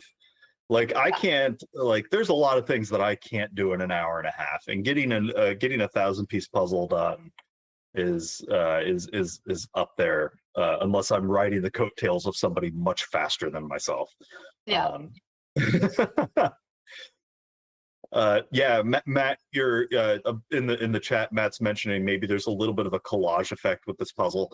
Yeah, I think the poster section is definitely like collage that makes it easier for that one chunk. But that sofa is a good 150, 200 pieces, which is not easy at all in terms of murk or the yellow part. The bookshelf is really tricky. Like, a lot of puzzles you can break down into image sections that make your life easier to treat it in very concentrated, I shouldn't say easy, but more workable chunks to play around with. But once you branch outside of that, then you really got to rely on some extra technique skills and tactics in order to be able to fill it in a little bit quicker and get it going. We can see that we have another pair getting really close to finish up. Yeah, there may be about our Norwegian puzzlers, Veronica and Line Beate, they are closing in on the last few pieces. There they go. There they go. Congratulations. Yeah, that's the top 10 for the live event today, and we are just at 1 hour and 11 minutes. Very well done. Congratulations, everybody. Yeah, and there's still so much time to complete this puzzle, so don't get discouraged if you haven't finished by now. I think it's more like, rare that you can actually finish a 1,000-piece puzzle as a pair this fast. There's almost 2 hours left to finish, so keep going, even though I know it's getting harder and harder the longer you're puzzling. but there's a few tricks you could do to kind of refresh. Is just switch places, get up, stretch. If you feel like that fatigue coming in, and just find your rhythm back into the puzzle. Yeah, so I tell people all the time, it's a trade-off. If take it a few seconds to just shake it out, get the adrenaline out, roll your head, refocus your eyes. That kind of thing can sometimes be enough to save you 2 minutes down the line if you just spend 10 seconds getting your body back underneath of itself. Yeah. And I Looks think like Agnes and their partner very, very close to closing it out. yes, let's watch one more finish, and then Holding with we bated can- breath, they can do it.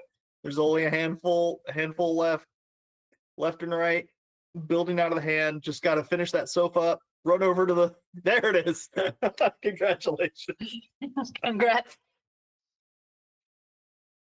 All right. Well, I think it might be time to have our first interview. And Kati and Diana, they couldn't stay for an interview, but Lena and Maya, I think they can stay. So if you're still here, Lena and Maya, you can turn on your camera and your microphone.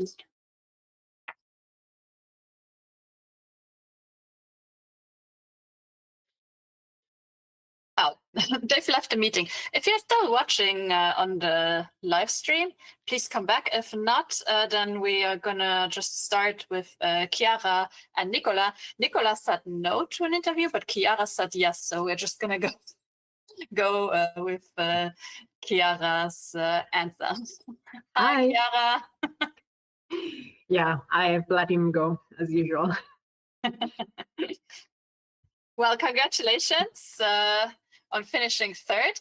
You kind of were like a little bit further behind, and then like in the last 10 minutes, you just like sped up and like overtook a few other puzzlers that were a little bit further ahead of you. Yeah, maybe just tell us like how did you like the puzzle? I liked it a lot. It's actually fun. I had the same feelings as you. Like it looks way harder on the box than it is in reality when you put it together. I think everything was fun. Even the books that are like, very busy as a section, so like not the easiest for me usually, are actually pretty fun too, because what I saw is that the colors are varied enough that you can kind of do the line, and it's like 3 pieces like per block, and then you just place like those 3 pieces blocks, which is different from having to look like piece by piece for where things go. Like the books are tall enough that, at least on my puzzle, I think most of them like were covering like 3 pieces in height, so you could just make the blocks by color. So no, it was a really fun puzzle. I enjoyed it a lot. That's cool. Whenever you're puzzling, how often do you notice those patterns of, oh, this is only 3 pieces, so I can just apply that everywhere? How often do you make that kind of notice, and do you tell your partner about it real quickly, or is that more of a just in your head calculation? I didn't tell him because like we were working on different things. Like I did the books all on my own, so I didn't have to tell him. If he had moved on to working on the books, I might have, but I think it's easier when like you notice something like that to just finish the section on your own anyway, because it takes longer to explain what you've noticed and just do it. I don't know, this thing of 3 pieces, I don't know. But I do work a lot by lines, like that's how my brain works. So I follow the lines. So of course I did that. I chose one color and tried to make blobs of the pieces of the books of that color and then place them in and so on. I guess in a similar way, that sofa is certainly one of the tougher chunks in that. Is it because it doesn't have lines? Like what tells you that that's going to be a tricky part of this? It was hard because it has like blobs of the same colors all over. And like the outer line, the part that like circles like the blue, like the background, was not that easy to put together, or we were missing a few pieces, so I didn't have the whole outline. And then I did work on lines. So like I tried doing the purple part. I don't know if you noticed, but there are like some smaller areas that are actually purple and neither okay. red nor green. Like there's, I take the box. So like there's some like really there's like a line here and there's like a tiny blob here, and Yeah, being able to like get those sort of the mini border areas in. yeah. So I did that, and then like there is a line, so I did the line. So there is this pink line that goes all around the couches, which is still pretty hard to do, but like gives you some structure. And then you can fill in by different colors. So I did that, and then I tried finishing the white, and then like the bright pink, and then the bright red, and then there's the darker red, and then there's the lines with the black kind of. But it was hard because it is a lot of pieces. I actually, that's what surprised me. I think it's more pieces than I kind of computed in my brain when I looked at it on the box. Because when we looked at it at the beginning, like I did tell my husband to sort out like the carpet and the couch. And the carpet was actually as easy as I expected it to, because it has like the lines that tells you like which is the right direction of each of the pieces.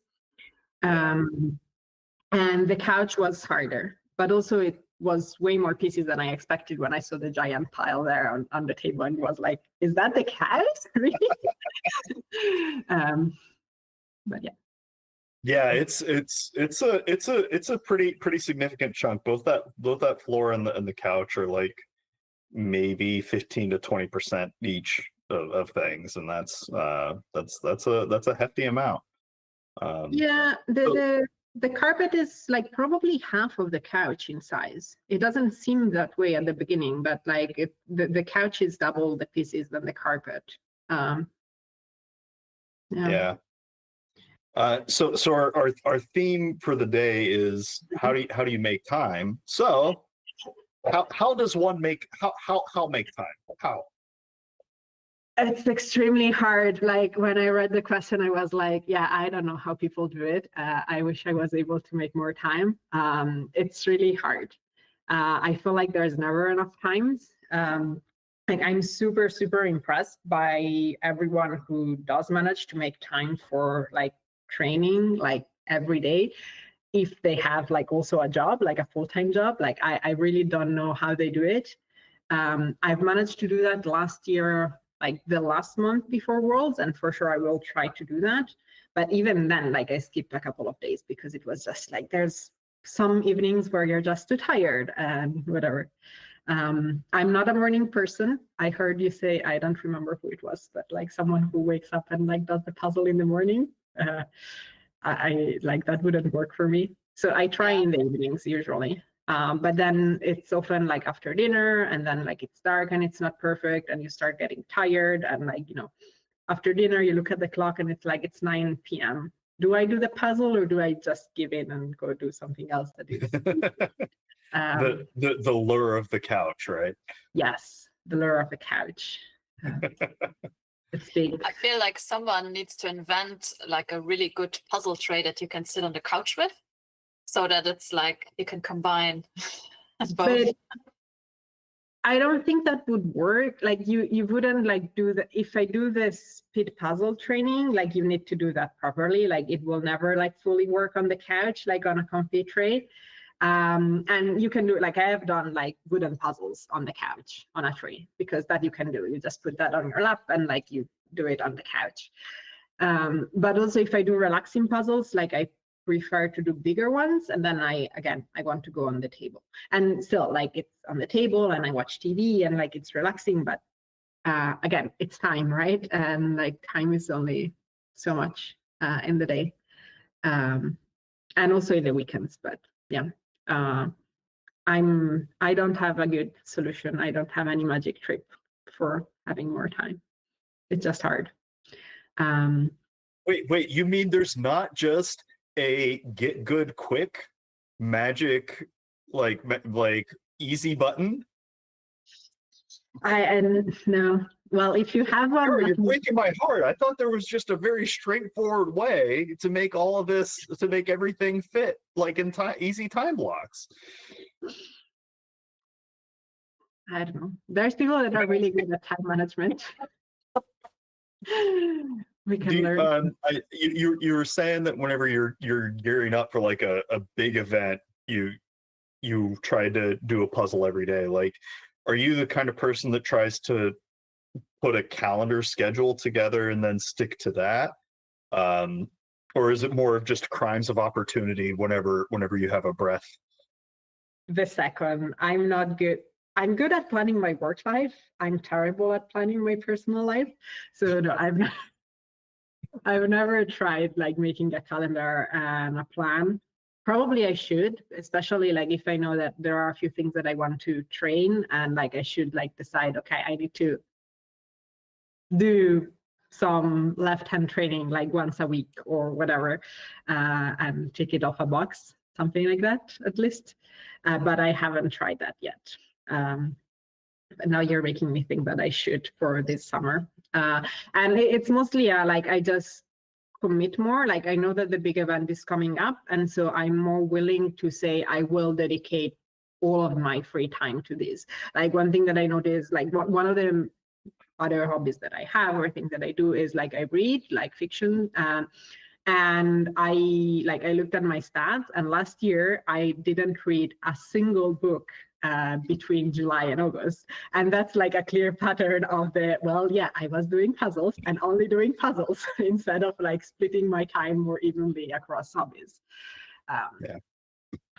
So I mean, you could look back through and see how much text was on some of the puzzles that you did and see if it adds up to a small novella. Nah. Probably not the same. No. I appreciate the effort. Try to keep your phone. No, I think it's I think that's you know, at a certain point when with all the puzzlers, there comes this this stage of, is this the only thing that I want to do, or is this one of the many things that I enjoy doing? And juggling those and sort of figuring out when to prioritize them, that's a real challenge for a lot of people, right? It is, and the more things you enjoy doing, the harder it gets, because like, you know, the day only has so many hours, and like you can't work around that. Well, you can, you know, quit your job, but I'm not going to do that purposely. Yeah, this is also one of the reasons why I still haven't decided if I want to go to Worlds this year or not, because I think maybe it's good to have like 1 year of not going, and then I have that time to do other things, and then sign up for next year again. Because if you do sign up for these big events, obviously you want to practice for them. You don't just want to come there like willy-nilly and not have put in any practice. So I think that's also one of the things that, like, now there's so many events suddenly appeared in the last like within the last 2 years, that I feel like there isn't really like an off season anymore. Like it just keeps going, and you're just kind of in this state of like continuously practicing, whereas the years before it was more like, oh, I have the whole winter of just casual puzzling, and then I slowly get back into it like in the spring, and it felt more like, I guess, doable than yeah, especially this year with all of the competitions that are happening. Yeah, and like it's not gonna get better. I think there's still a bit of deciding how much effort you want to put into which of the competitions. Like I still feel like Worlds is the one for which I should be like at my best. And the rest, yeah, obviously, like I do care about everything else too. But there's only, you know, there's more of a balance in the time versus effort. For example, like already like in the spring, like between, you know, the German nationals and the Italian nationals, I did put more effort into training for the Italians one than the German ones, because I knew that in the German one, well, I couldn't win anyway because I wasn't like participating like for the normal rankings. And then like the pressure is less. It's like more I'm here more for the fun and the socializing part than like the actual trying to get high spot. But yeah, it's a balance, and like having other people to go with, like that's also part of the extra pressure and why like I do want to put in the effort. Like I don't want to disappoint Kathy or like also Victor and Anna for the teams, you know. But, so I'm gonna do my best and doing a good summer of training now. Yeah. Yeah, I Uh, just saw that Victor wrote in the YouTube chat that the only thing that helps with having more time for training is puzzling faster. So I guess we all just have to puzzle faster, and then we have more time for training. Well, it makes it easier to like train for the speed puzzling, right? Like if it takes you less, the less time it takes me to do like a 500, the easier it is to do at least one a day, right? So that is definitely true. And like I have picked easier puzzles on evenings where I'm tired on purpose, because it's like, well, if I know that I can do it in less than 45 minutes, then it's way less of a commitment of like I might be here for an hour and a half. Mm-hmm. But it's a trick because the proper training is not just doing a random puzzle. But yeah. And I have definitely been like slow puzzling, like casual puzzling way less lately, just time. Apart from the giant puzzle, like that I will for sure continue doing, but apart from that, I haven't done much like casual puzzling this year.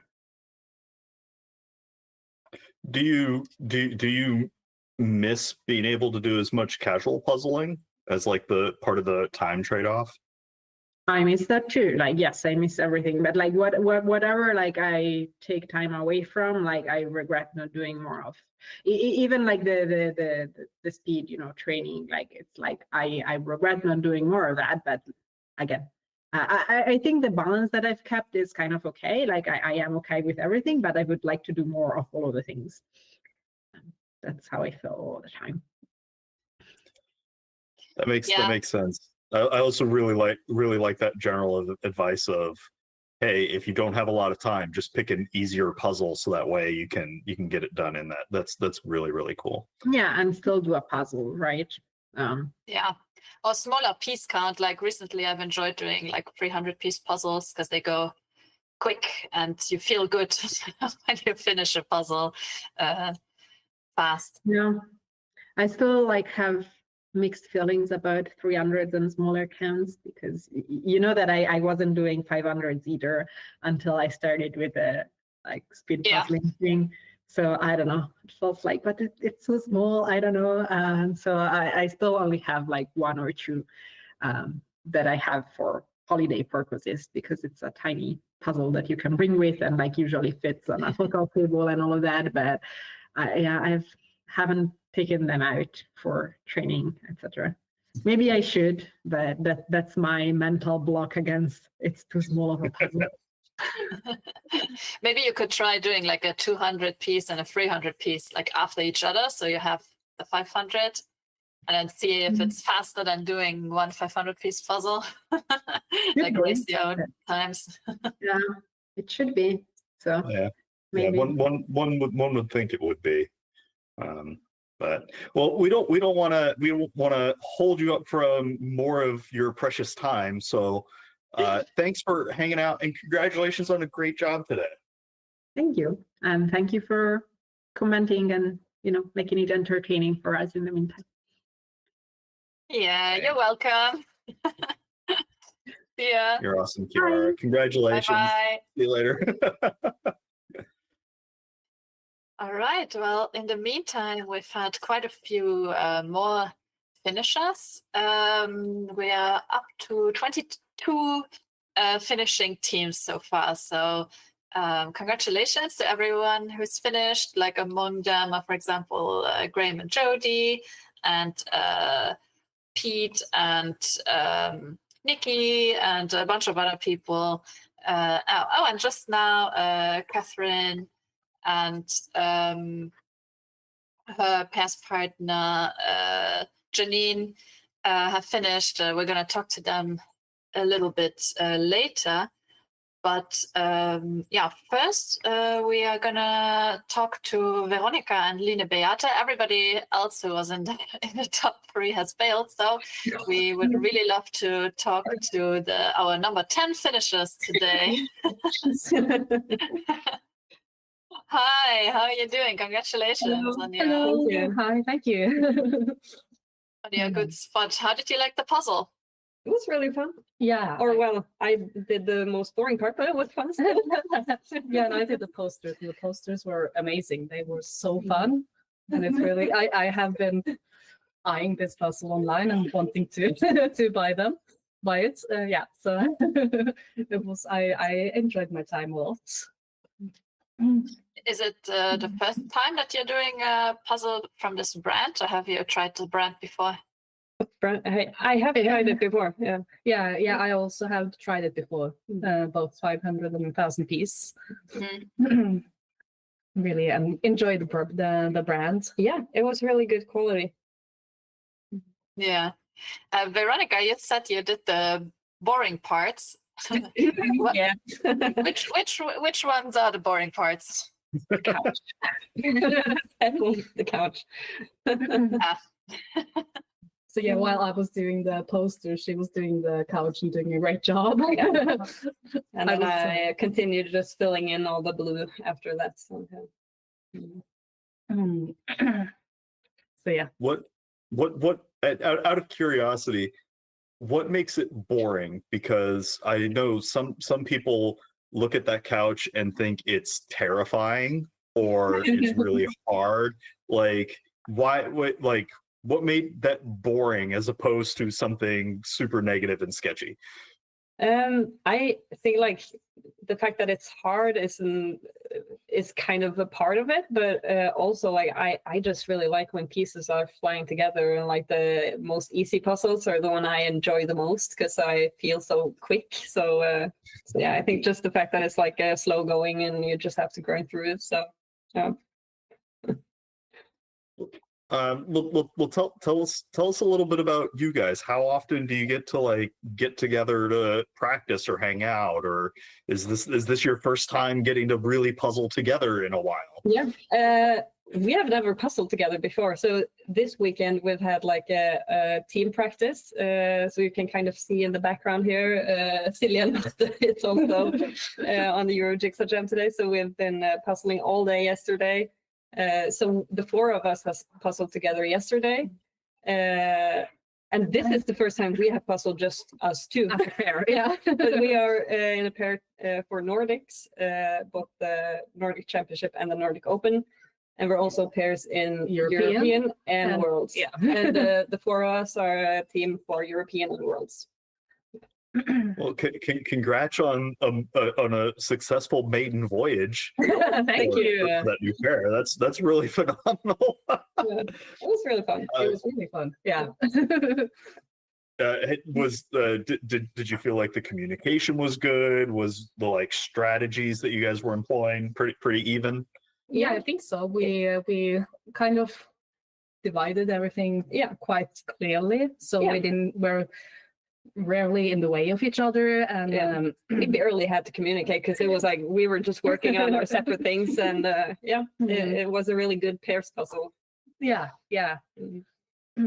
So yeah, and I'm really happy that Veronica did the count, so we didn't have to end there and be all in the same place, but we had the blues left, which has a couple of different places, so you can work on different places even though it's the same color. So but the communication went fine, went really good. That's lovely. A lot of times whenever I guess you guys probably have been chatting a lot since you were practicing all day yesterday. Is that what you said? Yeah.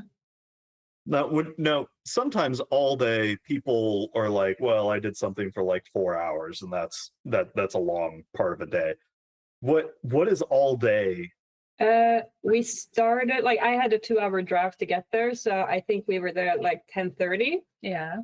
And then we did a few 1,000-piece puzzles and also some 200 and 100 relay puzzles. I think we left around 8 or 9. Yeah. Yeah. And So we had like lunch and dinner in between here, and also like a walk to have some fresh air in the middle of the day. And then I also, or me and Martha also did a 500-piece puzzle before we went to bed. So we kind of, 500 pieces each. And then we ended up going to bed at like 2. Yeah.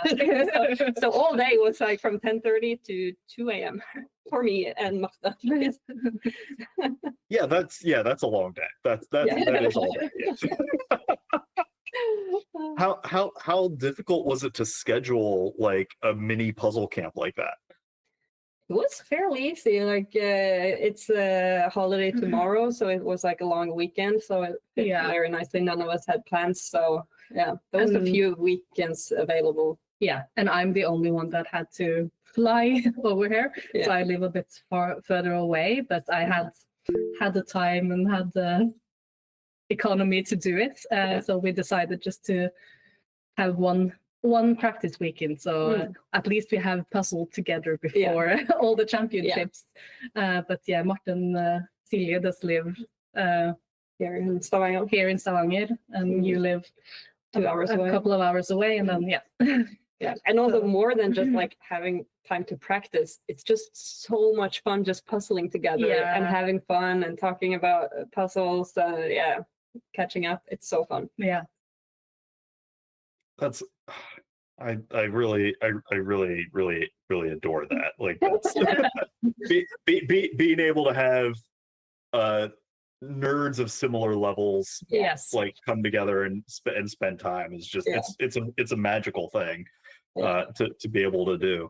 Are you guys planning on being able to get together like every weekend? No, it's way too expensive. Like once every 6 months? Like what's sort of your current plot?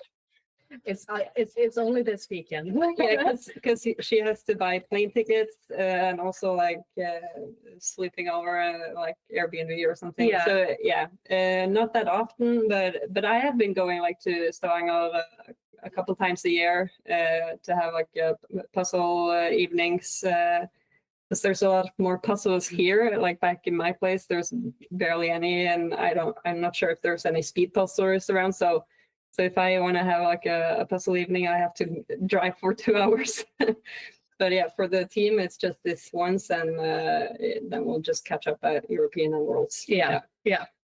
You know, my team and I, we will sometimes have puzzle video chat sessions where we will all just do the same, a similar puzzle at the same time, like just over video chat. And then we usually like pause at some point in the middle, and then we see like where everyone else is at, and we discuss strategy. And then we finish the puzzle, and it's like kind of like a mini race just between our team. So if you're not doing that, I would recommend it, because that way you can get to know each other's style a bit better. You can see like who's faster of your team, and like who, when you're working in a team, who are you going to give the complicated or the easy parts to puzzle if you can't get together like this very often. Yeah, that's a good idea. And we also have a group chat, so we have been like discussing strategy and like what things people like to do, and like we kind of figured out who's the best sorters, and looking a bit at different images.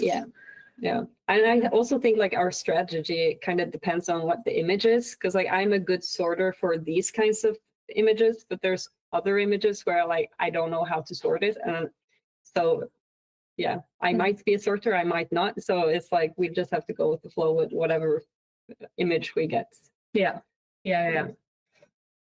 I sometimes refer to it as have a battle plan, and part of the battle plan is changing the plan. Yeah. Exactly like that. Is it more or less difficult to think about practicing and planning whenever you're doing it with a pair or a team versus on your own? it's easier to get some practice in alone because you Yeah. can do it whenever you want. And also it's kind of easier to do a puzzle alone because like you always know where all the pieces are. Like if we're in the team and you have a pile of pieces, someone suddenly pushes them to the side and you're like, oh wait, where did those pieces go? Yeah. So it is easier for solo, both in practice and actually doing a competition. Yeah, and just having the time at the same time. Yeah. We have different schedules, but it's definitely individual. And just when I'm home and I have the energy and just want to do it, I can just do it. And it's a bit different when you have a pair, at least when we're on the different side of the country. Yeah. But also if you live in the same area. We were planning to do like a pairs practice at Norwegian Nationals. Yes. At the weekend, it was so fully packed. We just didn't have time. Yeah, we were busy every second. It felt like, and you're the leader in the association, so you don't have the time. And it was hectic. Helping around, just didn't have any time to do anything other than for me the competition and helping a little bit, and for you just making sure everything is happening at the right time and all the tables are where they're going to be and all that. So wait, you were juggling all the logistics and the puzzle and everything like that? I wasn't competing this year because I chose the puzzles for the competition, so I already knew what everyone was going to get. So I sacrificed myself this year and only was in the planning part. But it was a lot of juggling, but it was really fun. What do you what aspects of picking the puzzles and helping run the thing do you like versus being on the competitor side of the table? It's really fun to like choose the puzzles and kind of influence like the future of like what kinds of puzzles are chosen. And like I really wanted to have like exclusive images. And I was thinking like, oh, maybe we could get some my Ravensburger puzzles. So it's just whatever image we choose, kind of like Orange County puzzle competition. Yeah. But our Ravensburger contact, she was like, I'm trying to push for like exclusives for all the Nordic competitions. So we actually got the real Ravensburger puzzles with our own chosen images, but it was like a bit of a time crunch, so we only managed to get 2 of those. But that was really fun, and like I had an image in my mind like what I wanted, and it's kind of like the same style as the Valladolid puzzle with like lots of different things from the area. And I was like, there's also like a poster for my home place. And I was like, oh, for example, if we were having the championship there, I would have that poster. That would be like the perfect puzzle. And then we kind of ended up in my home place. And I was like, I'm going to ask her if she can like remake it a little bit so it's like slightly different. And then we can just use that for one of the puzzles. So that was really fun. And I got a lot of positive feedback from people loved it. It was really great. So, yeah, as a competitor that year, it was a really fun puzzle. Yeah, and I think it was totally worth it to not compete, to make sure that like we got some fun puzzles and not like too hard. There's been a lot of like too hard puzzles, like the Eye of the Glacier and the Panda, and a lot of not so fun where like barely anyone finishes in time, and I wanted to make sure that it was possible to finish for a lot of people. Yeah. It was also just the second year of the Norwegian Championship, so we are quite a small community, and a lot of people are quite new to the speed puzzling world. Yeah, it's too early in the game to have like, difficult pictures. And also it was really fun because I got to choose from like not only the catalog in Norway, but also like for UK and US. So I was like, oh, I can bring in some puzzles from the US that were like barely anyone already has. So that was really fun too. So we got a few US nationals puzzles over in Scandinavia. yeah, so that was also really fun. Yeah, that's it's really interesting that you mentioned like trying to find puzzles that a good chunk of the people participating will finish or get like try to get close within that time. How well do you like know your like national puzzle community to be able to make those estimates? I kind of just go based on like how I find the puzzle. Like if I look at an image and think, oh well, that's going to be a really hard and long puzzle, then I know it's also going to be like hard for most people. So I don't necessarily know like what the finishing times will be, but I try to just look at the image and be like, oh, is this a hard or easy puzzle? Yeah. And I think I'm a pretty decent judge of that. I was a little bit unsure about the lighthouse, the orange image, because I was originally thinking that for a pairs puzzle, and then I couldn't get the individual in time, so then I just switched because it was more important to have an exclusive for an individual. But I did it like a couple of weeks before nationals, and I was pretty surprised with my time. It was a pretty quick puzzle compared to what I would think. So I think it ended up being okay. Like a lot of people found it a bit hard with the sky in the end, but yeah, I think it was a pretty good fit. Yeah. No, I don't want to start any strife, but I am desperately curious for your partner. Did she make the right puzzle calls? Maybe not for you personally. Maybe not for me. In pairs and teams and the individual qualifiers, perfect puzzles. For the individual final, not so much for my. I think I found out something about myself in that final. Yeah, yeah. You had a growth moment, right? Yeah, I think so. Yeah. When I see all yellow gradients, I get more flashbacks. No, I'm just kidding. Just start hearing the helicopters flying. That kind of thing. Never again. No, but yeah. It was hard for me, and I now I know that single color gradients, big parts, it's quite hard for me. Hey, that's a really important thing to know about yourself and learn. Yeah. Do you make dedicated time to try to like approach those gradients and sort of find ways to be like never again? Or how are you how are you using your training time, I guess? Right now I'm just like going with the flow, trying to have fun.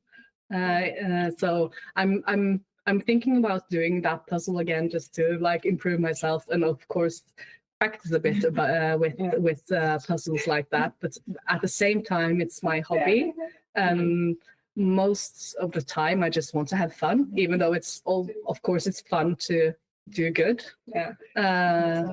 But yeah, to a point where if it's not fun anymore, is it really a fun hobby? But yeah, I will practice. I also will practice when I feel like it. But definitely I have like summer vacation in a couple of weeks.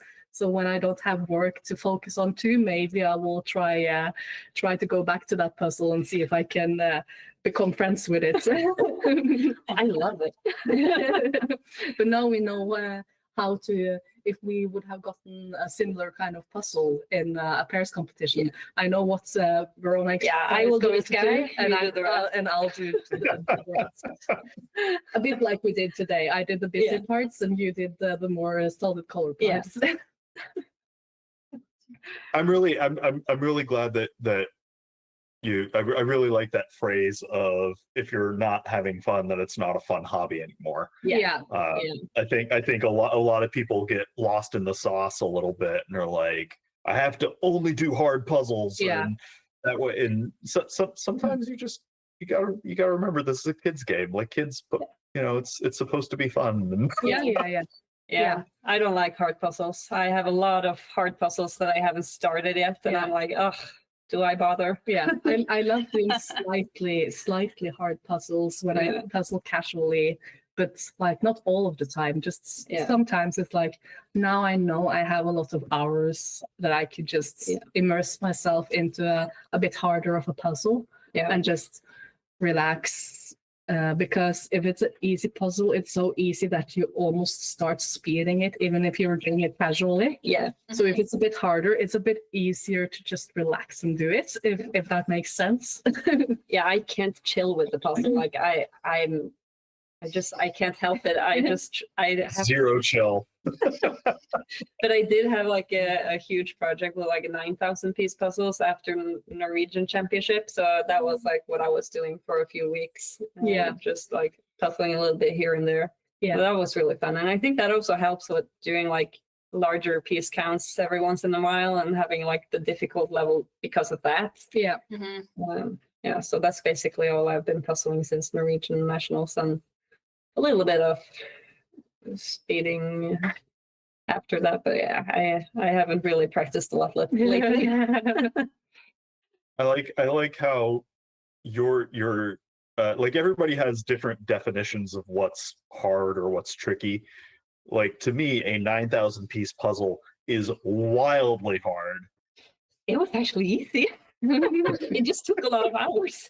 It was like the truffle Disney puzzle, so there's like lots of different colors and patterns. So it was just it took me like probably 5.5 hours of sorting, and then it was just that picking sounds color. really hard to me. That sounds like how do you plan out your day when you know that you have 5.5 hours worth of sorting to do? Oh, I didn't do that in one day. It was like an hour and a half each day, maybe. Okay. A lot of puzzlers are like me, that like sorting is kind of the most boring part. And for me, when I do big puzzles, I usually like have a small puzzle on the side. So I do like maybe an hour of sorting, and then I do another puzzle. You have a little palette cleanser between. Yeah. Like I even had to do like 3 hours of prep work for the 9,000 piece puzzle, because it comes in 6 bags and each puzzle has like the full frame. So I first had to like separate all the frames and then build them and then remove all the inner frames. So it took me 3 hours to like remove all of the frames that were not supposed to be in the full 9,000 piece puzzle. And then I just like dumped all the pieces in the box and mixed them up. And then, so those 3 hours I didn't really count for the whole thing. But yeah, I think it took me maybe like 40 hours. I haven't like calculated the total yet. That's I don't know. I don't have words for that kind of marathon puzzling. It's just very, very impressive to me, because I know a lot of speed puzzlers that they just want to do competitions, and sometimes it's hard to find the exact time to start, or they can't do certain competitions because they don't have an offline thing, or vice versa, that kind of thing. So it's really cool that you guys find ways to do these projects that can take, upwards of 15, 30 hours just to get through. Like, do you consult work sometimes and say, hey, I need to have a late start because these edges are not coming out of the pile? I have flexi time at work, so I can arrive anywhere between 7 and 9. So if I had like a late evening puzzling away, I can just show up at 9 and it's fine. Yeah, sometimes I wish I could just tell my bosses, like, I'm just going to be a half an hour late. I just have to finish this puzzle. But no, not like me. If I could just have like a couple extra weeks of paid vacation to do some puzzling, that would be really nice. But I don't think my boss will agree to that. No. So. And I know, have either of you like taken a day off explicitly to just do fun puzzling? I don't think I've used a day just to puzzle at home, but like basically 80% of my vacation days are for puzzling. Like I will go on a lot of puzzle related trips and have like maybe the Friday or the Monday or both off. So I have like a long weekend. Yeah. I have taken a couple of hours off work, but that was just to pack for going to nationals because that week had been so busy and I didn't really have the time. And it was the same day, and I had to go to work before I went to nationals. So I just had to take a couple of hours off just to pack my bags. I did take a day off to like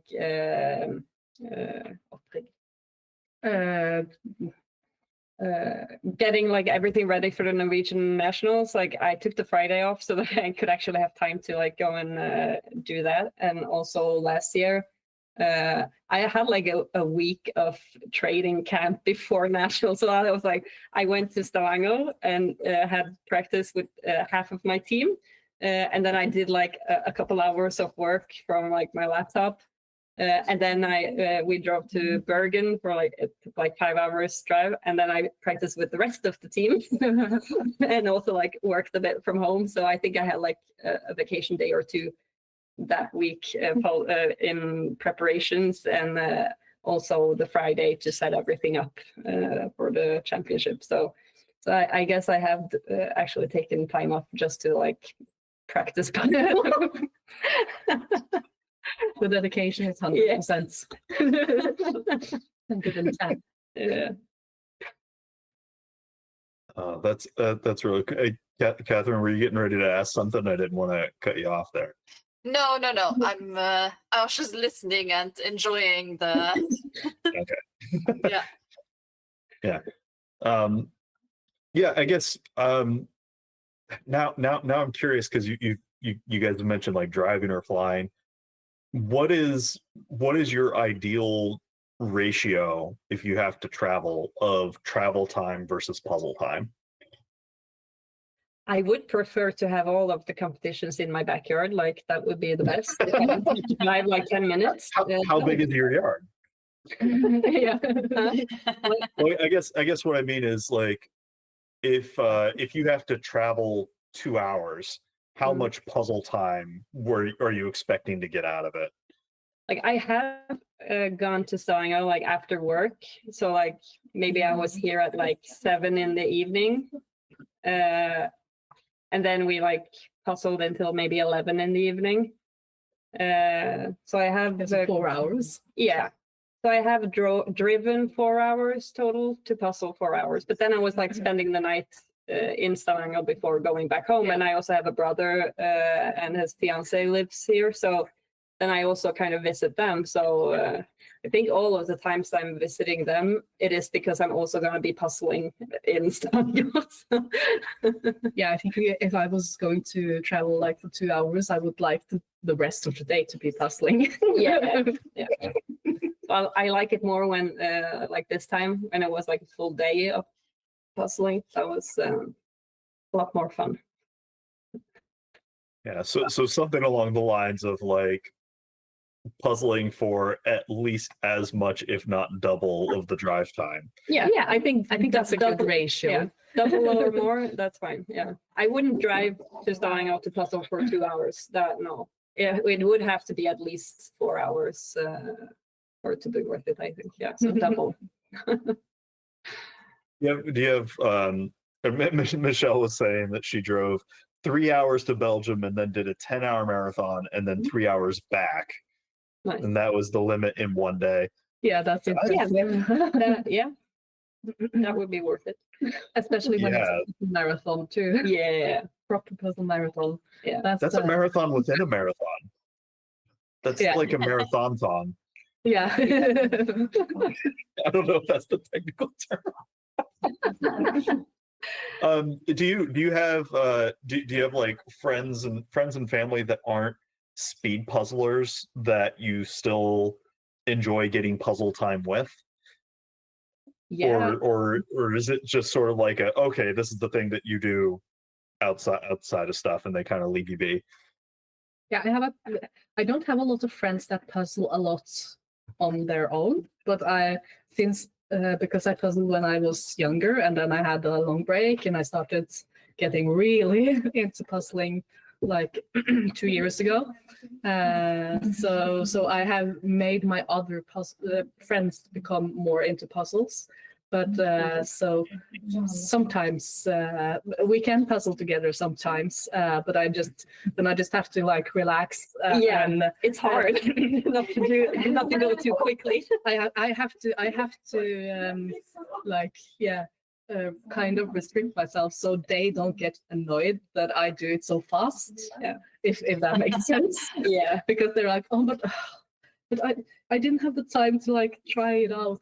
So I'm just like trying to like let them do the easy parts and just have fun and just help with what I know is going to be the hard things. But so yeah, I don't have like a lot of other close like friends that are really into speed puzzling or really into puzzling or something. But I managed to drag my friends to puzzle with me sometimes. Yeah, I mean, me neither. Like, my mom can join in on a puzzle every once in a while, but not that much. My aunt likes to puzzle, so we're gonna do some puzzling together. But she's not like a speed puzzler. She's more like a chill puzzler. But yeah, it can be fun. Like, I sometimes puzzle with friends that are not like good at puzzles at all. Kind of like you have to really like feed them the puzzles and like these 3 pieces go together, put them together. It can also be really fun. Like make sure they taste success, right? Yeah. I also puzzle a little bit with my boyfriend sometimes, but he usually I give him all the edge pieces, and when he has done the edge, he's completely finished. He doesn't have any more energy because he's used all that he can to finish the edge, and then he has to go and relax, and then I do the rest of the puzzle. But yeah, he's also been joining me sometimes for the pairs puzzle competitions in the EJJs, and we just have a lot of fun, even though he's not really a puzzler. So sometimes just the cheering support is plenty, and that's the fun thing. Just being social together, like working on a puzzle. Like in Christmas time, I was working on a Christmas puzzle, and like my brother helped with like a couple pieces, and his fiance was like puzzling with me for a while.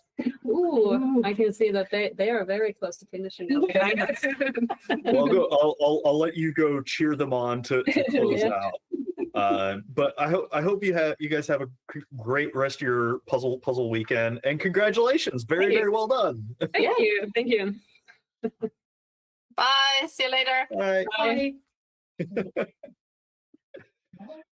Yeah. Bring 'em home. In the Cheer 'em on. meantime, we had quite a lot of finishes. So we're at number 38 right now, and it looks like Silja and Marta are going to be finishing very soon, and they're going to be number 39 to finish in our live meeting.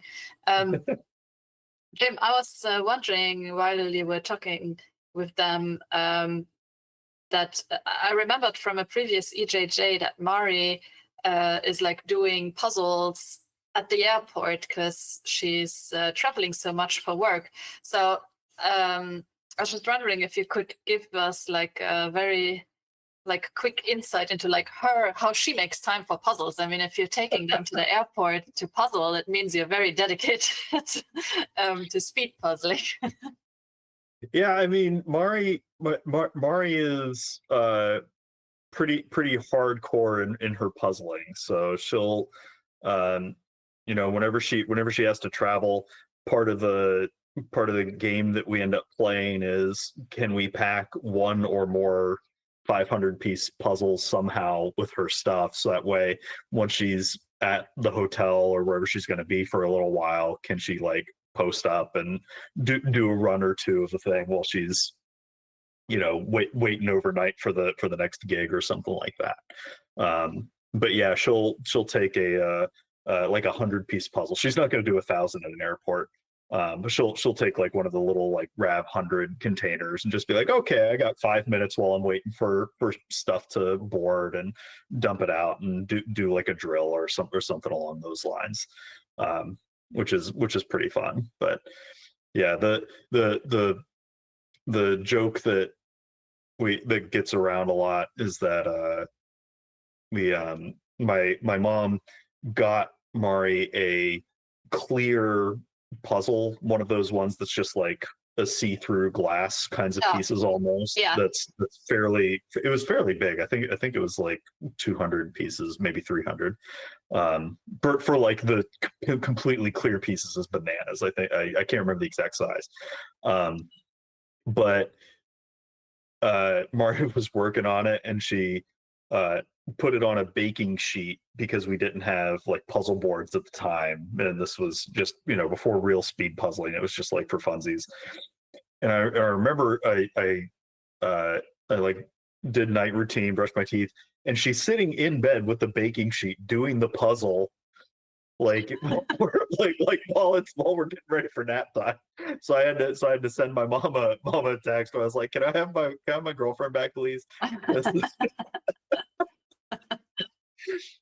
Yeah, Mari's definitely one of the like hardcore puzzlers of if there's free time, hey, let's do one real quick. So yeah, and it definitely shows in her performance. I mean, she's one of the top puzzlers from the US, and also here at the Euro Jigsaw Jam, she's regularly placing in the top 10. So the training is definitely paying off. All right, so our next or our guest interview for tonight is with Catherine and Janine from Germany. And if you're there, you can turn on your camera and your microphones, and then we can chat. well, they Can I might see have that? bounced out for another half a second.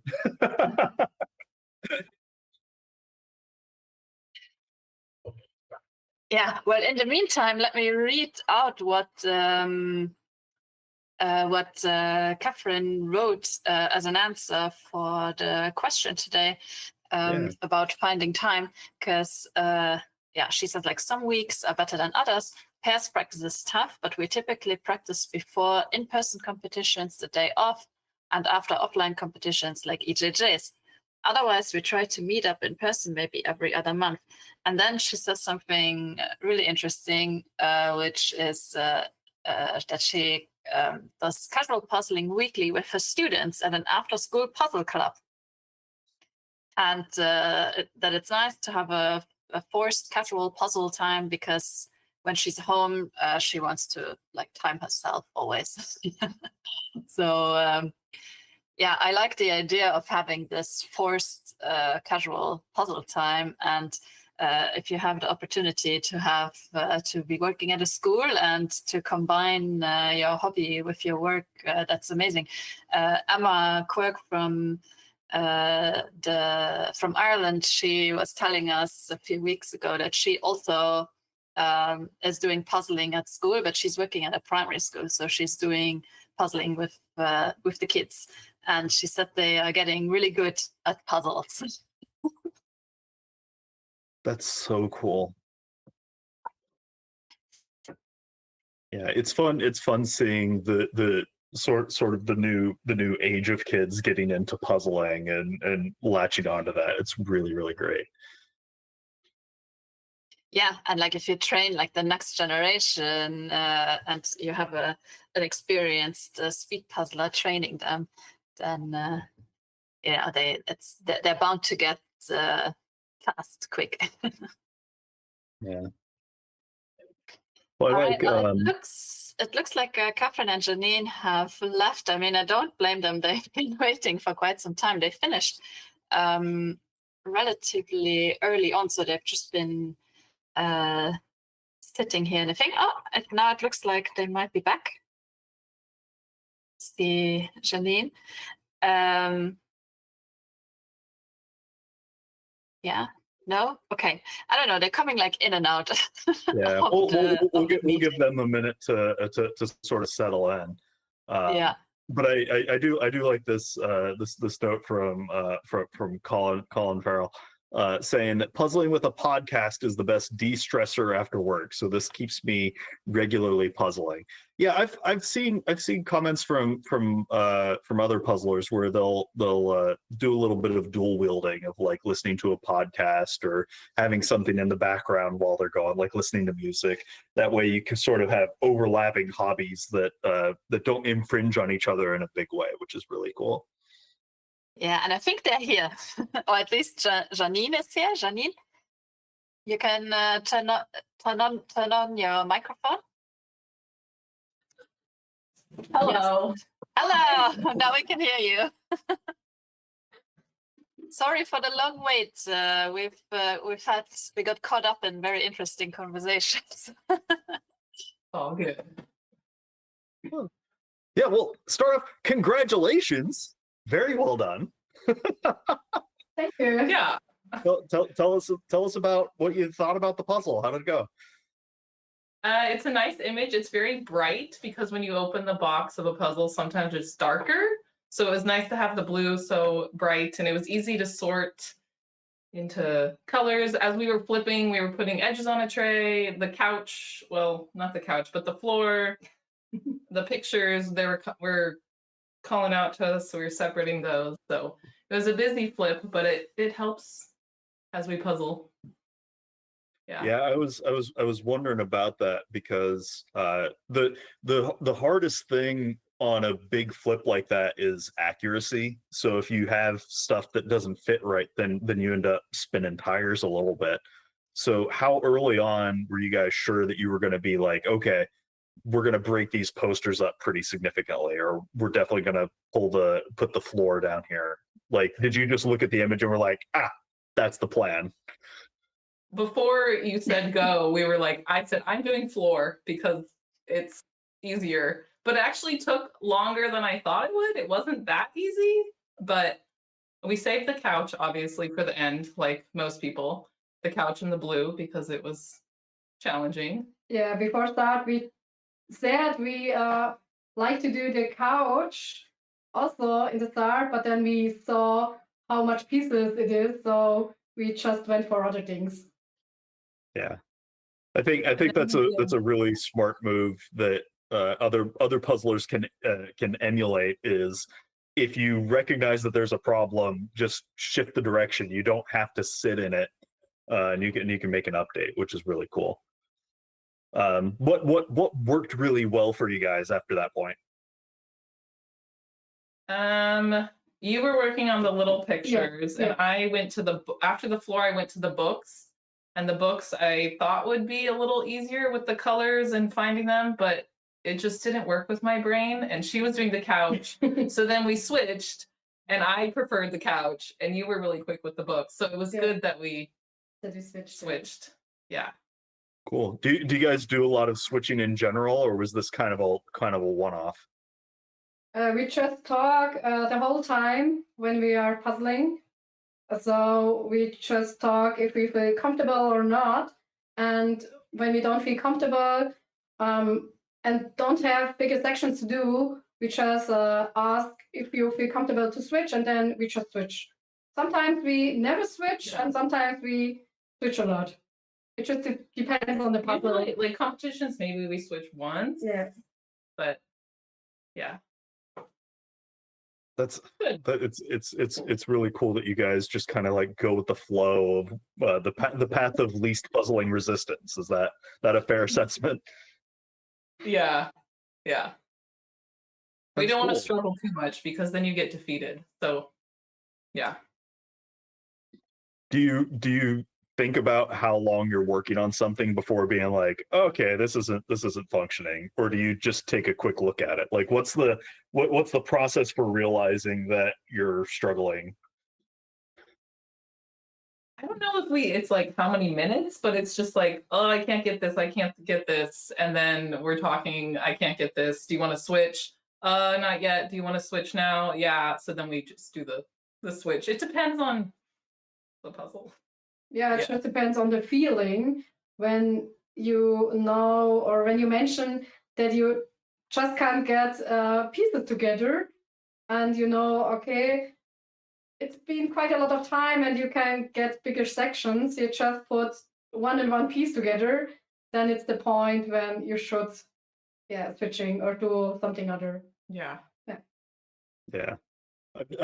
I've noticed that a lot of puzzlers, they kind of there's this pendulum of either staying with something a little longer than they should because it's really tricky, and they're like, oh, if I can just get one, it'll start, versus the other end of the thing of, well, this looks hard, so I need to bail on it, when just spending that extra time. So do you guys find that you stay kind of in the middle, or do you swing from end to end on it while you guys are puzzling?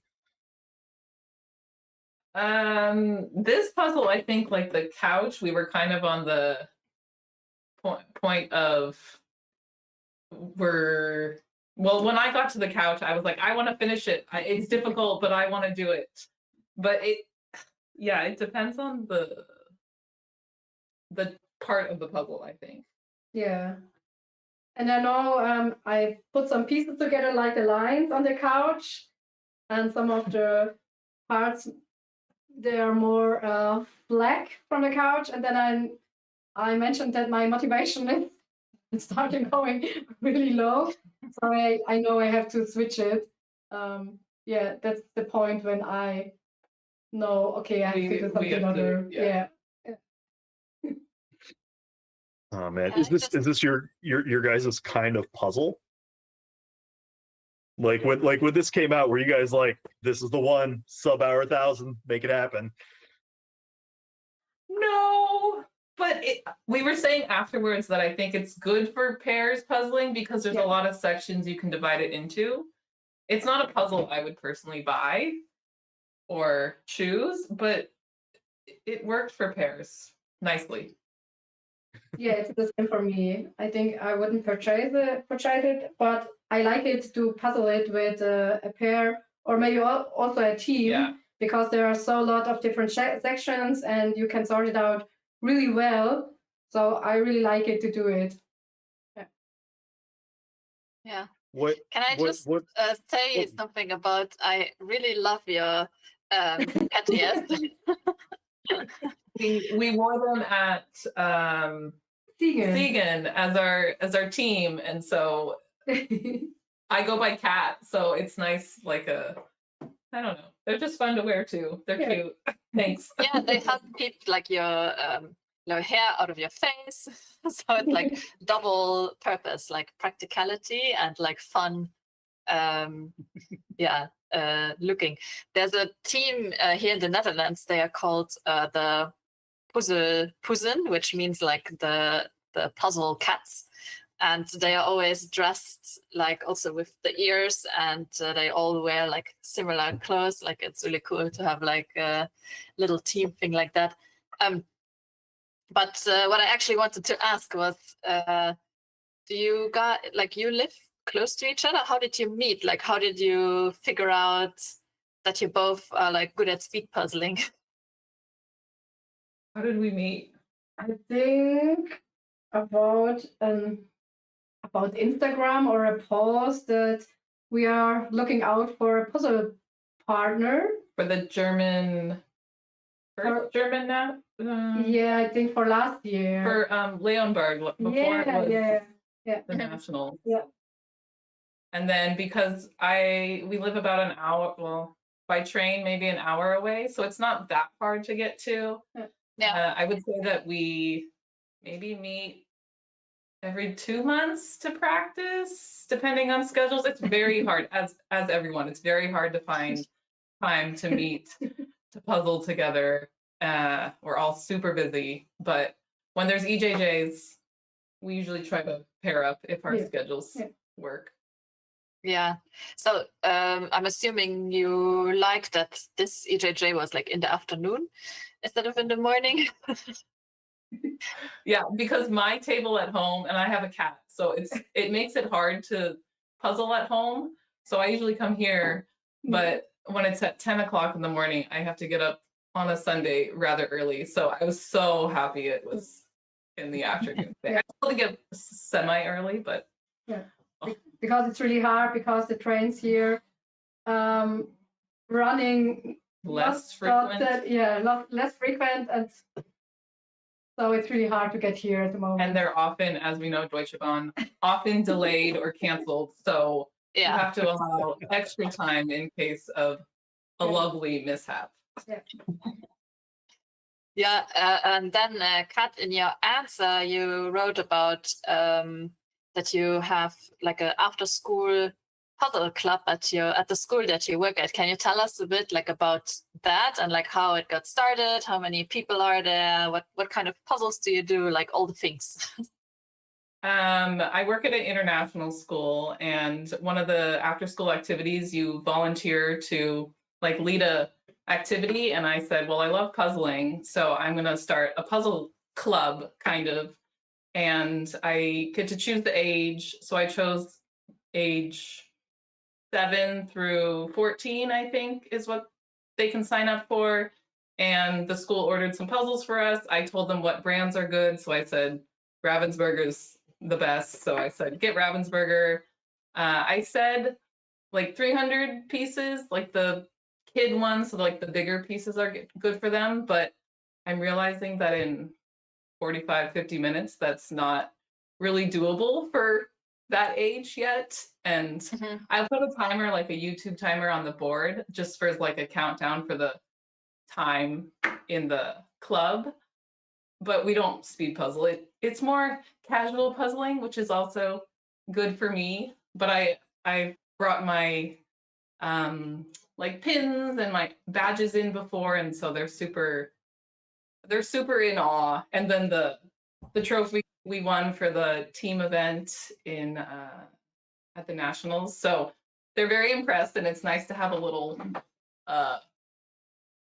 what's it called, like cheering crowd. They're like, oh, you're a speed puzzler, and even my students are like, oh, did you puzzle? And so it's really fun. And I had in the beginning maybe 25 sign up, which is a lot for a little classroom.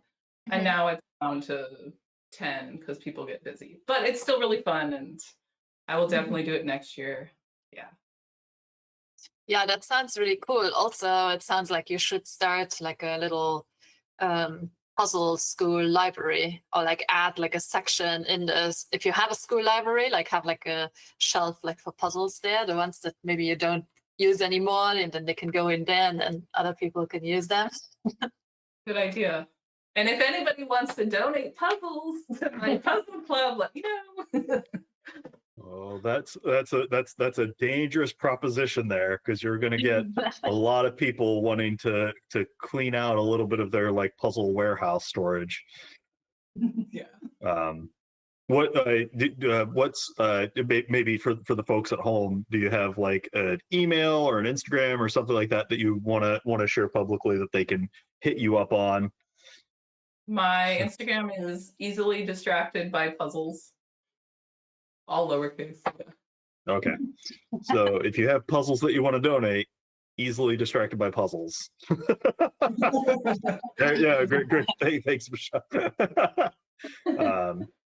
Help some kids out, get some more puzzles for them. That's And I really, think, really great. well, we all know that less screen time is probably good. So it's nice to have this club where the kids can really zone out from testing and from being on the tablets, and the kids that come, they really love it. So it's nice to see like my passion go into them. Yeah. Yeah, that's really cool. Do you have any like puzzle tips that you give to the kids that's different from puzzle tips you would give to adults? I kind of say the same thing for like with speed puzzling. I'm like, you guys should dump out all the pieces, flip them over. I typically tell them to start with the edges because it's a good frame for them when they're still learning. And a lot of the puzzles we have are space themed with planets. And so the sun is super bright. So you always see the kids gravitating toward the sun first, which, I mean, it has a very large mass. That makes sense. Yeah. So I'll give them tips, and they always say, oh, Miss L, can you come puzzle with us? And yeah. And then I had them the school buy the roll the roll mats to save them. So Mm. with the older kids, we have a couple 1,000-piece puzzles we're working on, which are patience. Yeah, I mean, it's also not bad for them to learn a little bit of patience because, like you said before, the attention spans are like so short now because you can just get like stuff into your brain like super fast with like YouTube and TikTok and like all of these like social media things that that the kids are doing nowadays. Janine, you said you don't like to make or like you don't make plans for puzzling because your life is super crazy. But I heard that you are gonna go to the Dutch Nationals next week, both of you, right? You're gonna Yeah. puzzle together. Yeah, we're gonna puzzle together. So yeah, Kat has the idea to go to the nationals, and I just joined in. But there are just a few plans I made when I go to competitions. I should make also more plans to practice puzzling, but normal when I have the normal work days. It's just I plan to do it after work, but then I come home and I'm so tired, and then something's going on. Then I have to cancel my plan. So I just use every minute I got and do the puzzles then. Also do smaller puzzles like 200 pieces or 300 piece ones, or do the ones I know I doing them faster, like the postcards. Yeah, that's also what I have to do so I can practice during the week time. Yeah. Yeah. So when you're preparing for like an event coming up like next week, so basically you're meeting today. Are you going to do some more puzzles to practice? We did one this morning and then most of another one, but we had to set it to the side to get ready for this, and maybe we'll do one more. Yeah, We'll see. we will see. Puzzle marathon. Yeah, I mean it's not tomorrow is you also have a holiday tomorrow, I'm assuming. Yeah, so you have you can puzzle until late at night. When you're doing those kinds of marathons, do you take breaks or do you just go back to back to back to back? Breaks. Breaks. Yeah. Yeah. I've never done a puzzle marathon. Like the one in Trier will be my first one. But I think I need breaks still, like mental breaks, physical breaks, breathing, stretching. Yeah, I mean normally when you're doing like a marathon like the one in Trier, hopefully you'll have more than 4 members in your team, because then there's always people who can have breaks in between, and you know, you can eat something, stretch your legs, go for a little walk around, and then you can come back refreshed and bring new energy to the table. And Yeah, marathon through.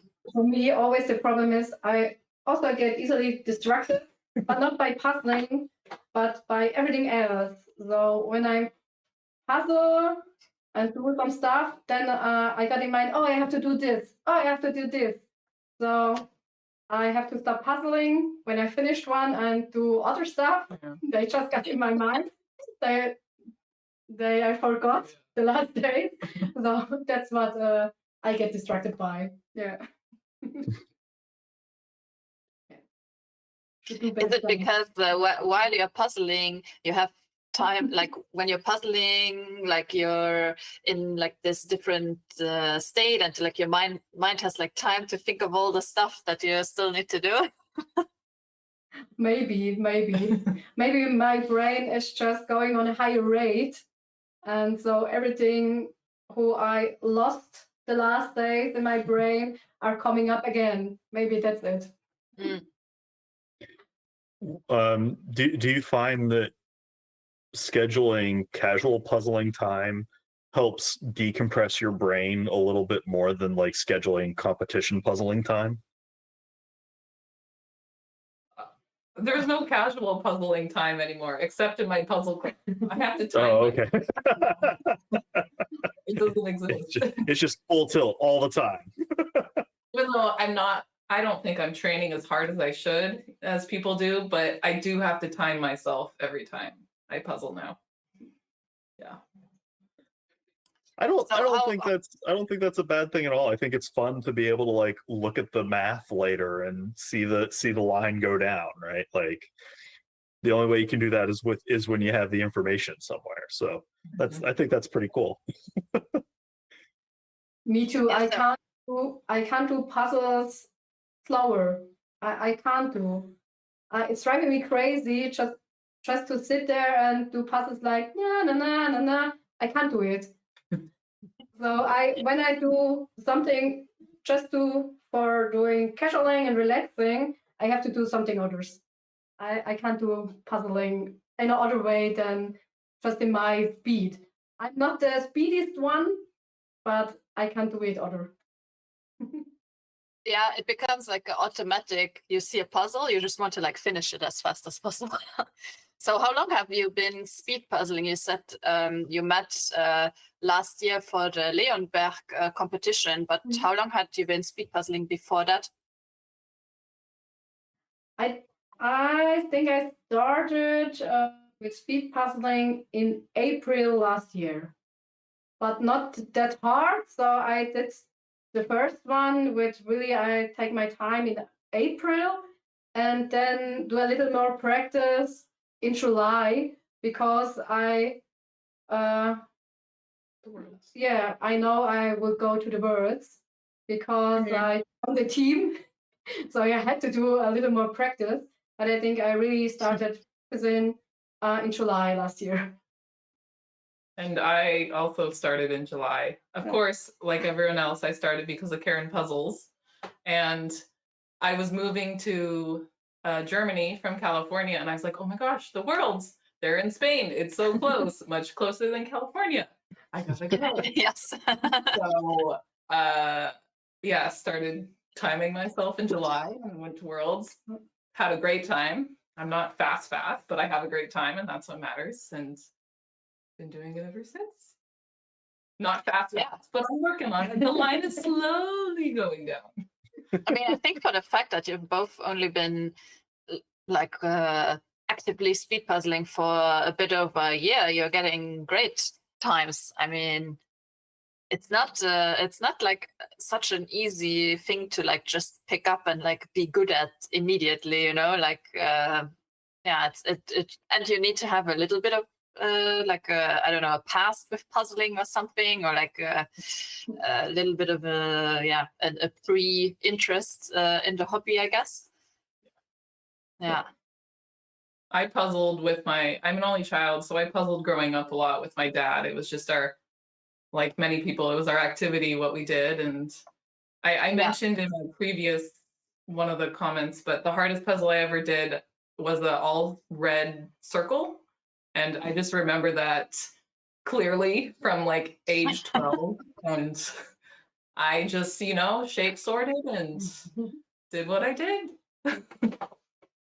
Did you enjoy that at all? I think I did enjoy it because once I was done, I was like, Dad, look, I finished the Red Menace. That part sounds fun, at least. But yeah, okay, maybe the doing it part, it was very tedious and tiring, but that part doesn't stick out to me. Well, good.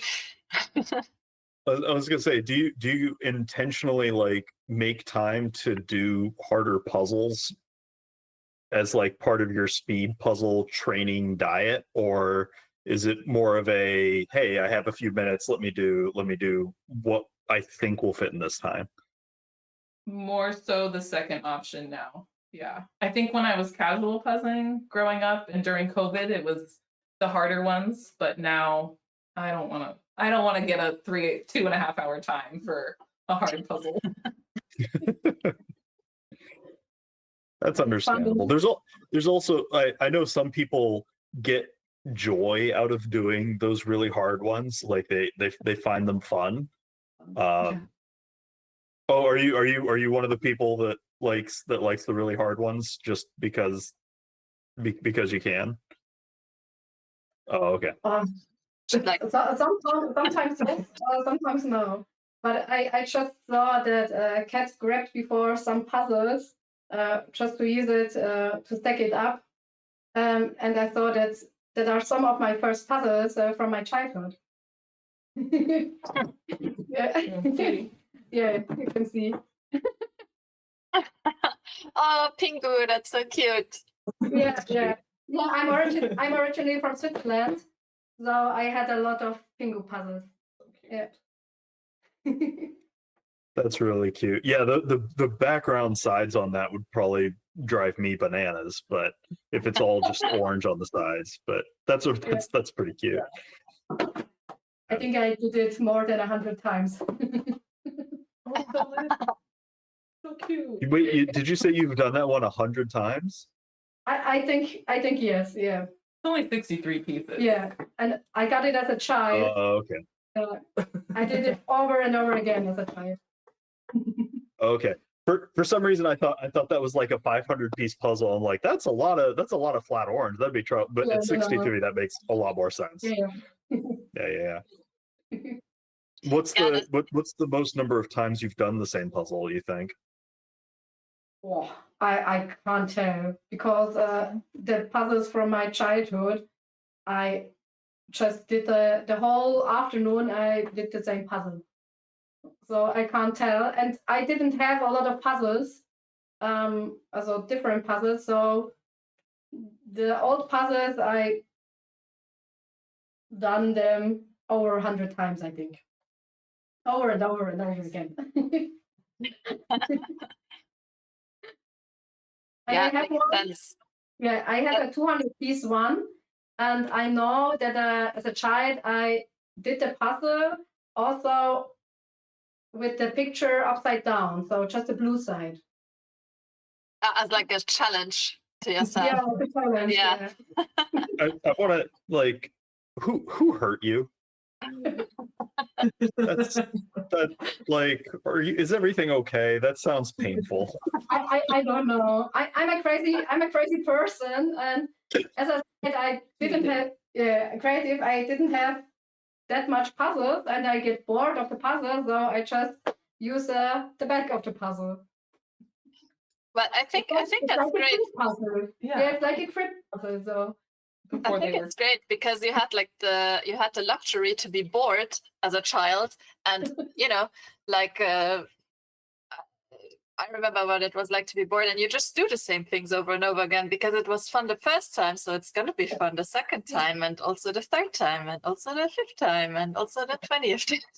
Yeah. yeah, it's the same that we do now with the puzzles. Yeah. Yeah. Yeah.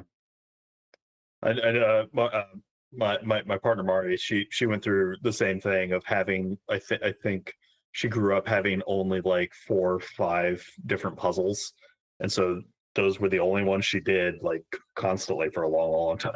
So I figure it's a very similar kind of thing of like, well, hey, let's do it. It's fun. Yeah. How much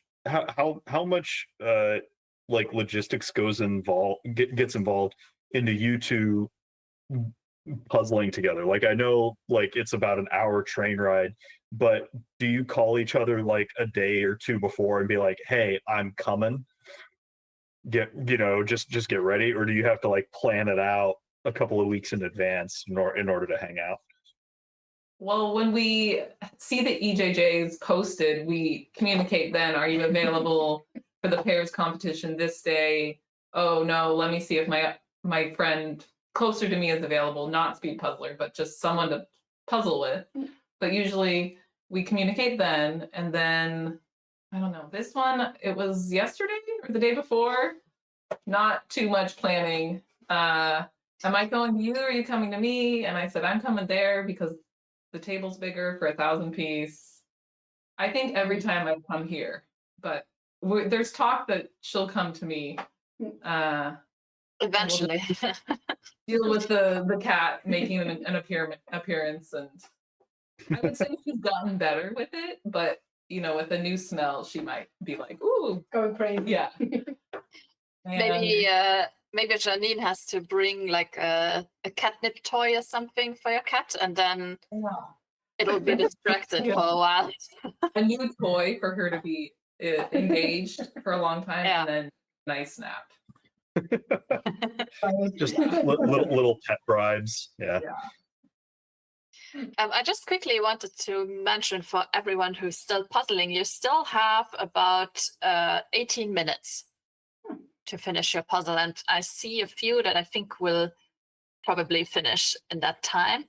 And then, so just so you know that you have a little bit over 15 minutes to finish.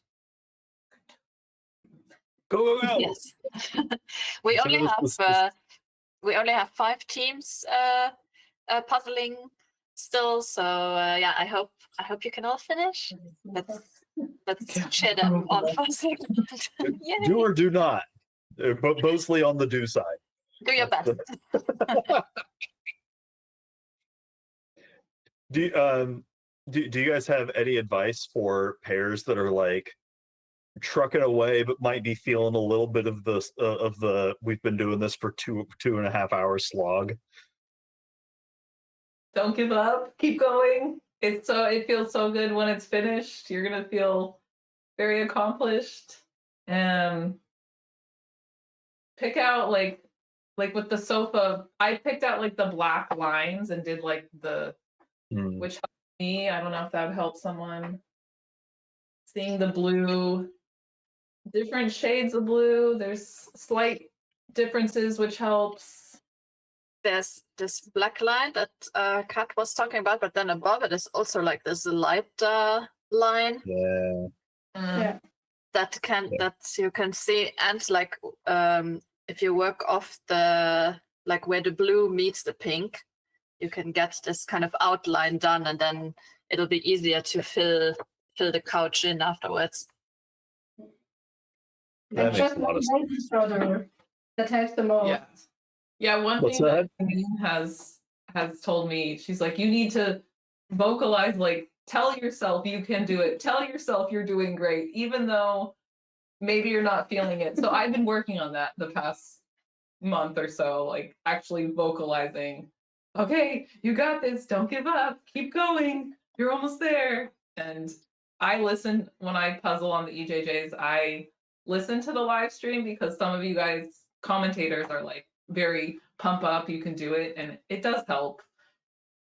But yeah, with this especially, you there's 2 people in your pair, so you can like hype each other up as well. If you're alone, you're kind of just stuck with yourself and like your thoughts, and then it becomes maybe more difficult to, especially if you get stuck, to like kind of get out of that like mindset of like, oh no, I'm stuck, and what do I do now?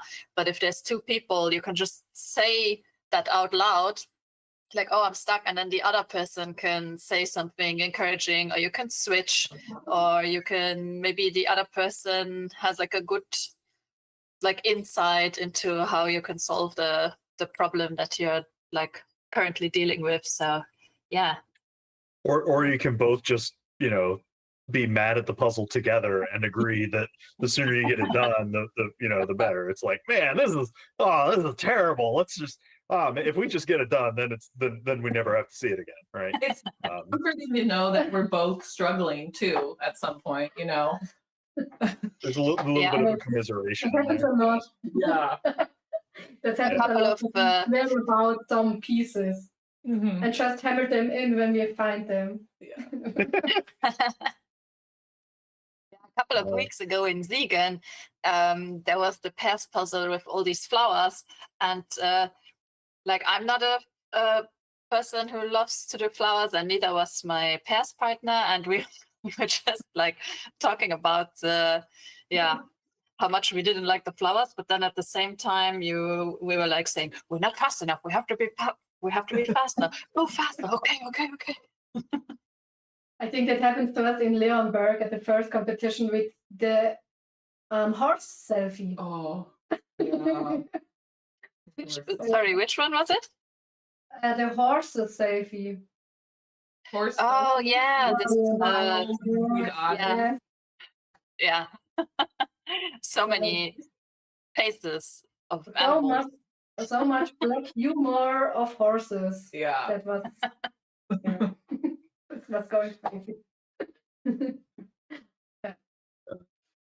Do you I actually really like that, like you to intentionally reinforce the positive self-talk of like you can do it rather than just getting into the like, oh, this is going terrible, because your body and your brain has a tendency to focus on what you're saying, right? So if you're like, ah, I'm never going to figure out these flowers, well, of course you're not. You just convinced yourself that you can't, right?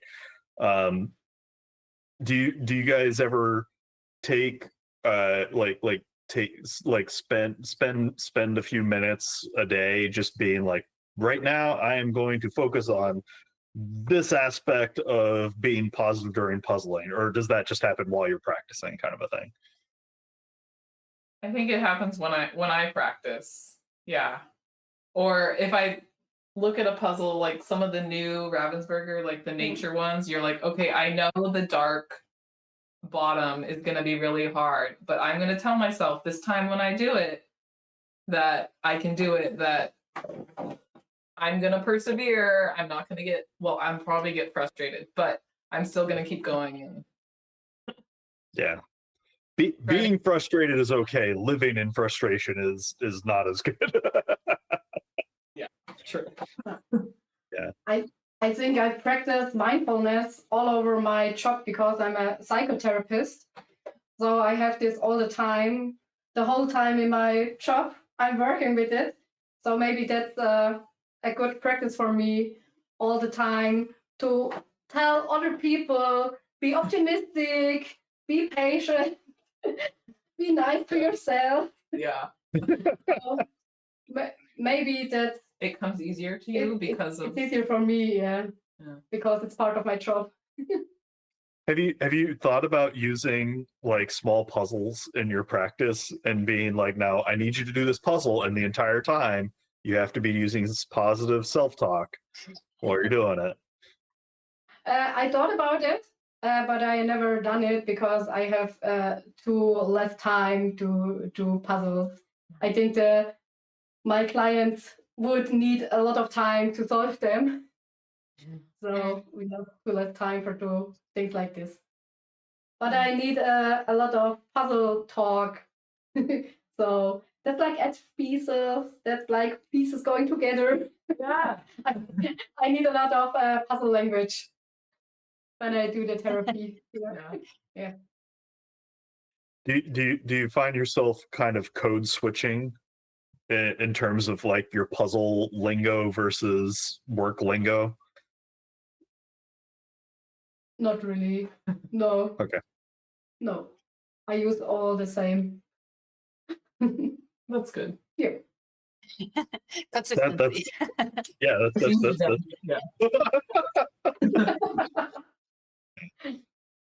I know for for me, I know I have like my work brain that kind of gets disconnected from the puzzle knowledge brain sometimes, because being able to talk about doing borders isn't quite the same whenever you're dealing with like edge detection cases in material science. It's a different ballgame.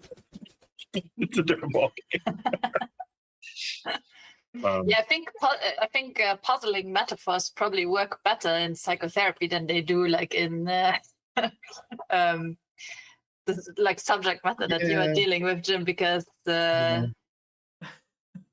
think it's nice because everyone has done a puzzle in their life, right? I mean, it's like such a thing that a lot of children do puzzles, especially in Germany, which for me is like the puzzle country like of Europe, kind of. It's been like something that a lot of people grow up with, and then obviously puzzle metaphors will be understood by people. Like everyone has struggled putting in the last piece or has missing pieces sometimes or something like that. So yeah, that's true. Yeah. Do you as a oh, I didn't mean to cut you off. You were getting ready to say something there. Sorry. No, go ahead. Do you guys ever have a little mini debate over who gets to put the last piece in the puzzle? No. a lot of time we are missing pieces. Yeah, today we were missing 3. Well, 2, and then it was 3, and we were looking everywhere. It turned out it was in the brown, the little bag. The brown. Two were in the bag, and a red one was on the red carpet. Yeah. Yeah. So I don't really know who put the last one in, but No. I was trying to stop my timer and press done. And I think whoever's phone is up there, they're pressing done while we're putting the last piece in. Yeah, That's like an yeah. easy give in. Yeah. Was closer to the And quick congrats to Laura. Laura's pair, they just got in under the wire. Well done. Yeah, there's like 8 minutes left. I was thinking maybe it would be good if we would get Michelle to join us in the talking, because she also is the only one who has like the exact timer. So we'll need her anyways to do like the end countdown. And then we can chat a bit before the last few seconds are running out.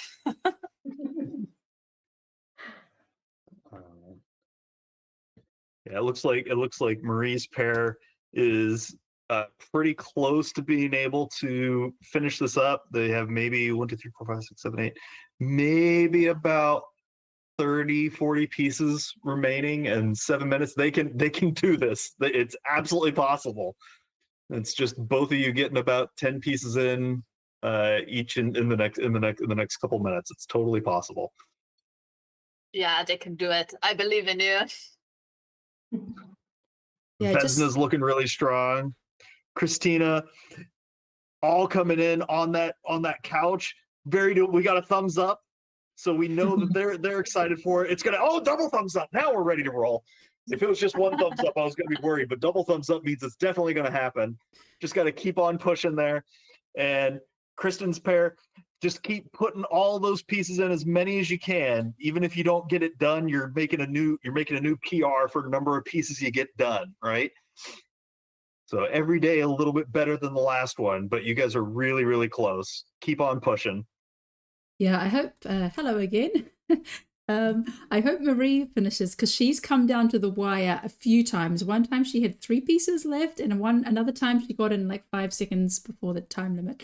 So I really hope Marie and her pair, I think it's Thomas, get those last blue pieces in. Janine and Catherine, have you ever come down to the wire to finishing a puzzle? My team at World last year, we were finishing the Polish houses, and we were the last team to finish.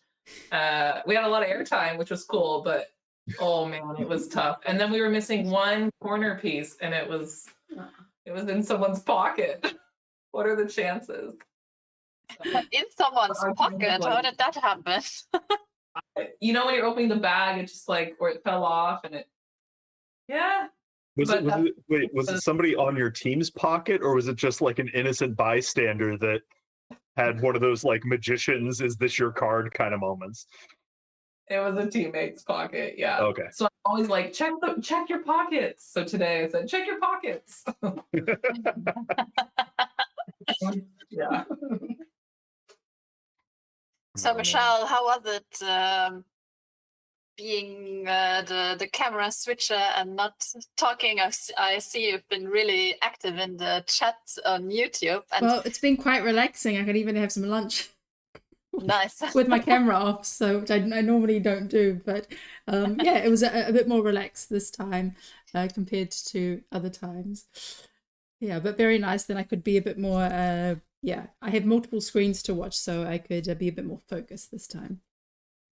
Yeah. I think Marie's down to 7 pieces. Yay. Come on. That's Marie and Thomas from Norway. Come on, Marie and Thomas. You can do it. Let's go! Hit the button! Hit the button! Yay! I was real scared there for a minute that they would that they might not have remembered to do it. Well done. Congratulations. Oh, Under the wire. another finish. Yeah, but we're going to see Janine and Catherine in Trier, which is going to be really exciting for the 10-hour marathon. Yeah, I'm looking forward to it. It'll be really fun. I remember Trier last year was my first speed puzzle competition, like in-person one. So it's kind of not coming around full circle, but not the same thing, but similar. So I'm very excited. Yeah, and you've already got your team set up. I saw that you've got 6 people in your team. Yeah. Yes. Yeah, that's awesome. Some of them we're doing Budapest with, and then some of them are on my Worlds team, and it's just a mix of all the great teams. It's gonna be fun. That's really exciting that you have a whole like crew ready to rumble for that. Is it different trying to organize time to get together for a marathon versus like just practicing for one event? It's just hard to get organized with all the competitions happening. I've told my different groups, I said, can we label this chat as the name because I can't keep straight of who's in what and where and when, and then you're because I've done confused so because much. Janine's in every group. And then EJJs, and so it's a good problem to have. And it's also quite hard because some groups are on Instagram, Yeah. some groups are on WhatsApp. It's really crazy. And then if you're trying to find teammates, they're on Facebook or they're on Insta or they're on Discord. or they're on who knows. Yeah. Yeah, we Sounds have like that you need a spreadsheet just for all the like logistic contact information. Yeah, I think Catherine's the best at this because she's been around a lot longer. So so the first time I was in a group with her, she named it with like not only the location, but the date, because sometimes the locations repeat. And yeah, because then I realized, I was like, oh, that's, yeah, rather than just calling it like speed puzzlers or something. And then I was like, oh, I get it now, because now there's another group suddenly we have like 2 of the people are the same, but we have 3 new people. And then there's like another group comes up and it's like, okay, we need to keep track, dates, times, who are we speaking to again? That's some project management planning right there. Yeah. Who pay all money, who's getting the hotel, like all that logistics too. When we get a hotel. Who's getting t-shirts printed? All right, we've got 40 seconds on the clock left. So Christina and her pair, just working on the couch. We've got Vesna and Jan and Kristen and her pair as well. If both people get just like 3 more pieces in the next few seconds, that's another 6 pieces down. You guys can do that. It's just 3 pieces. You can do it. Matter where they are, maybe it's the black ones, maybe it's the bright, 10, whatever sticks out 9, to your eye. Just 3 more 8, pieces. 7, 6, 5, 4, 3, 2, 1. Stop. Congrats. Yay! Congratulations, everybody. That's 3 hours of puzzling. Whew. Yeah. Amazing. Yeah, the couch is killer at the end. Congratulations. You did everything except for the couch. Vesna and Jan, you did really good. You only have that blue stripe left, right? You did the couch. Great. You only have that blue. You're gonna finish that like in the next 15 minutes, I'm sure. I think they probably want some lunch or have some snacks. Yeah. So yeah, they can the 3 pairs that are left, you can count your pieces. Easiest is just to put them to groups of 10 and then count up the leftover pieces and write them in the chat. But yeah, thanks so much, Janine and Catherine, for joining us on the live stream. And yeah, a great time today. And yeah, we're going to see you at some events popping up soon. We will. Thanks and congrats. Thank you. Have a good Sunday. Yeah, thanks. Bye.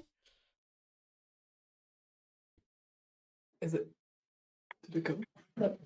Only 84 pieces left. Yeah, that's not a lot in a 1,000-piece puzzle. Oh yeah. So that's really well done. And we we talk about how fast a lot of the top puzzlers did on this.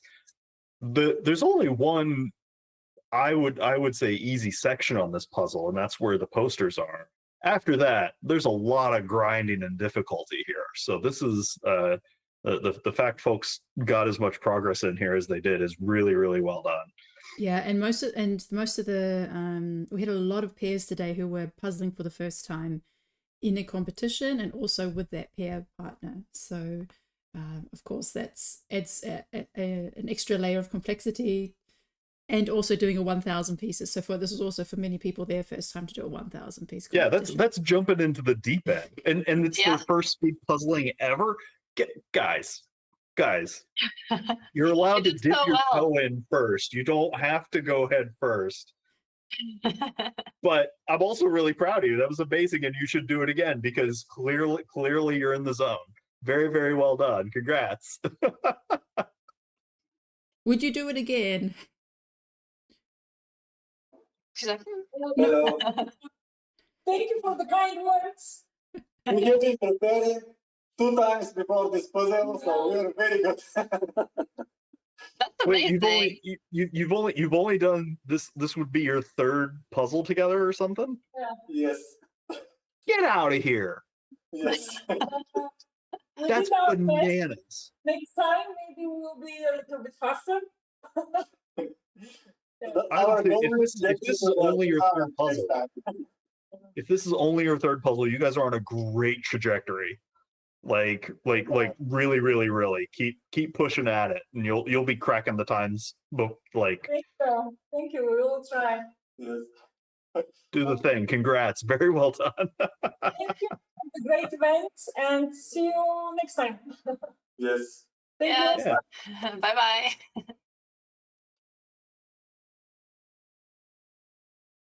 Now let's see. Vesna, they have 126 pieces left. Congrats, Vesna. Yeah, so Christine Ruth, you can put your number of pieces in the chat. 214. You guys are all very close to each other. Well done. Congrats. Good job. And I hope you'll finish it still today or tomorrow or whenever you have time. Yeah, and Freya is a teenager, so also they were only puzzled together 1 or 2 times before. So really good job. Thank you. So thanks everyone for this competition. Yeah, good job. And yeah, Vesna and Jan, yeah, so everyone can have a good break and maybe finish their puzzles a bit later. And yeah, thanks Jim and Catherine for running the show. And yeah, I think it worked well. Yeah, good game, everybody. An awesome job, Catherine. That's doing all that juggling is not easy. I mean, I already had a lot of respect for Michelle because she was not just doing what I did today, but she was also switching. So I don't know how you're doing it. I need to find a better system to find the names before I do this next time, but I'm sure I'll figure it out. And yeah, it was really fun. Yeah, no, it was great. Yeah, so that was a 3-hour live stream. So I'll let everybody else get on with the rest of their Sunday. And the next competition is on Thursday evening, the 12th of June. That will just be a regular 500-piece solo.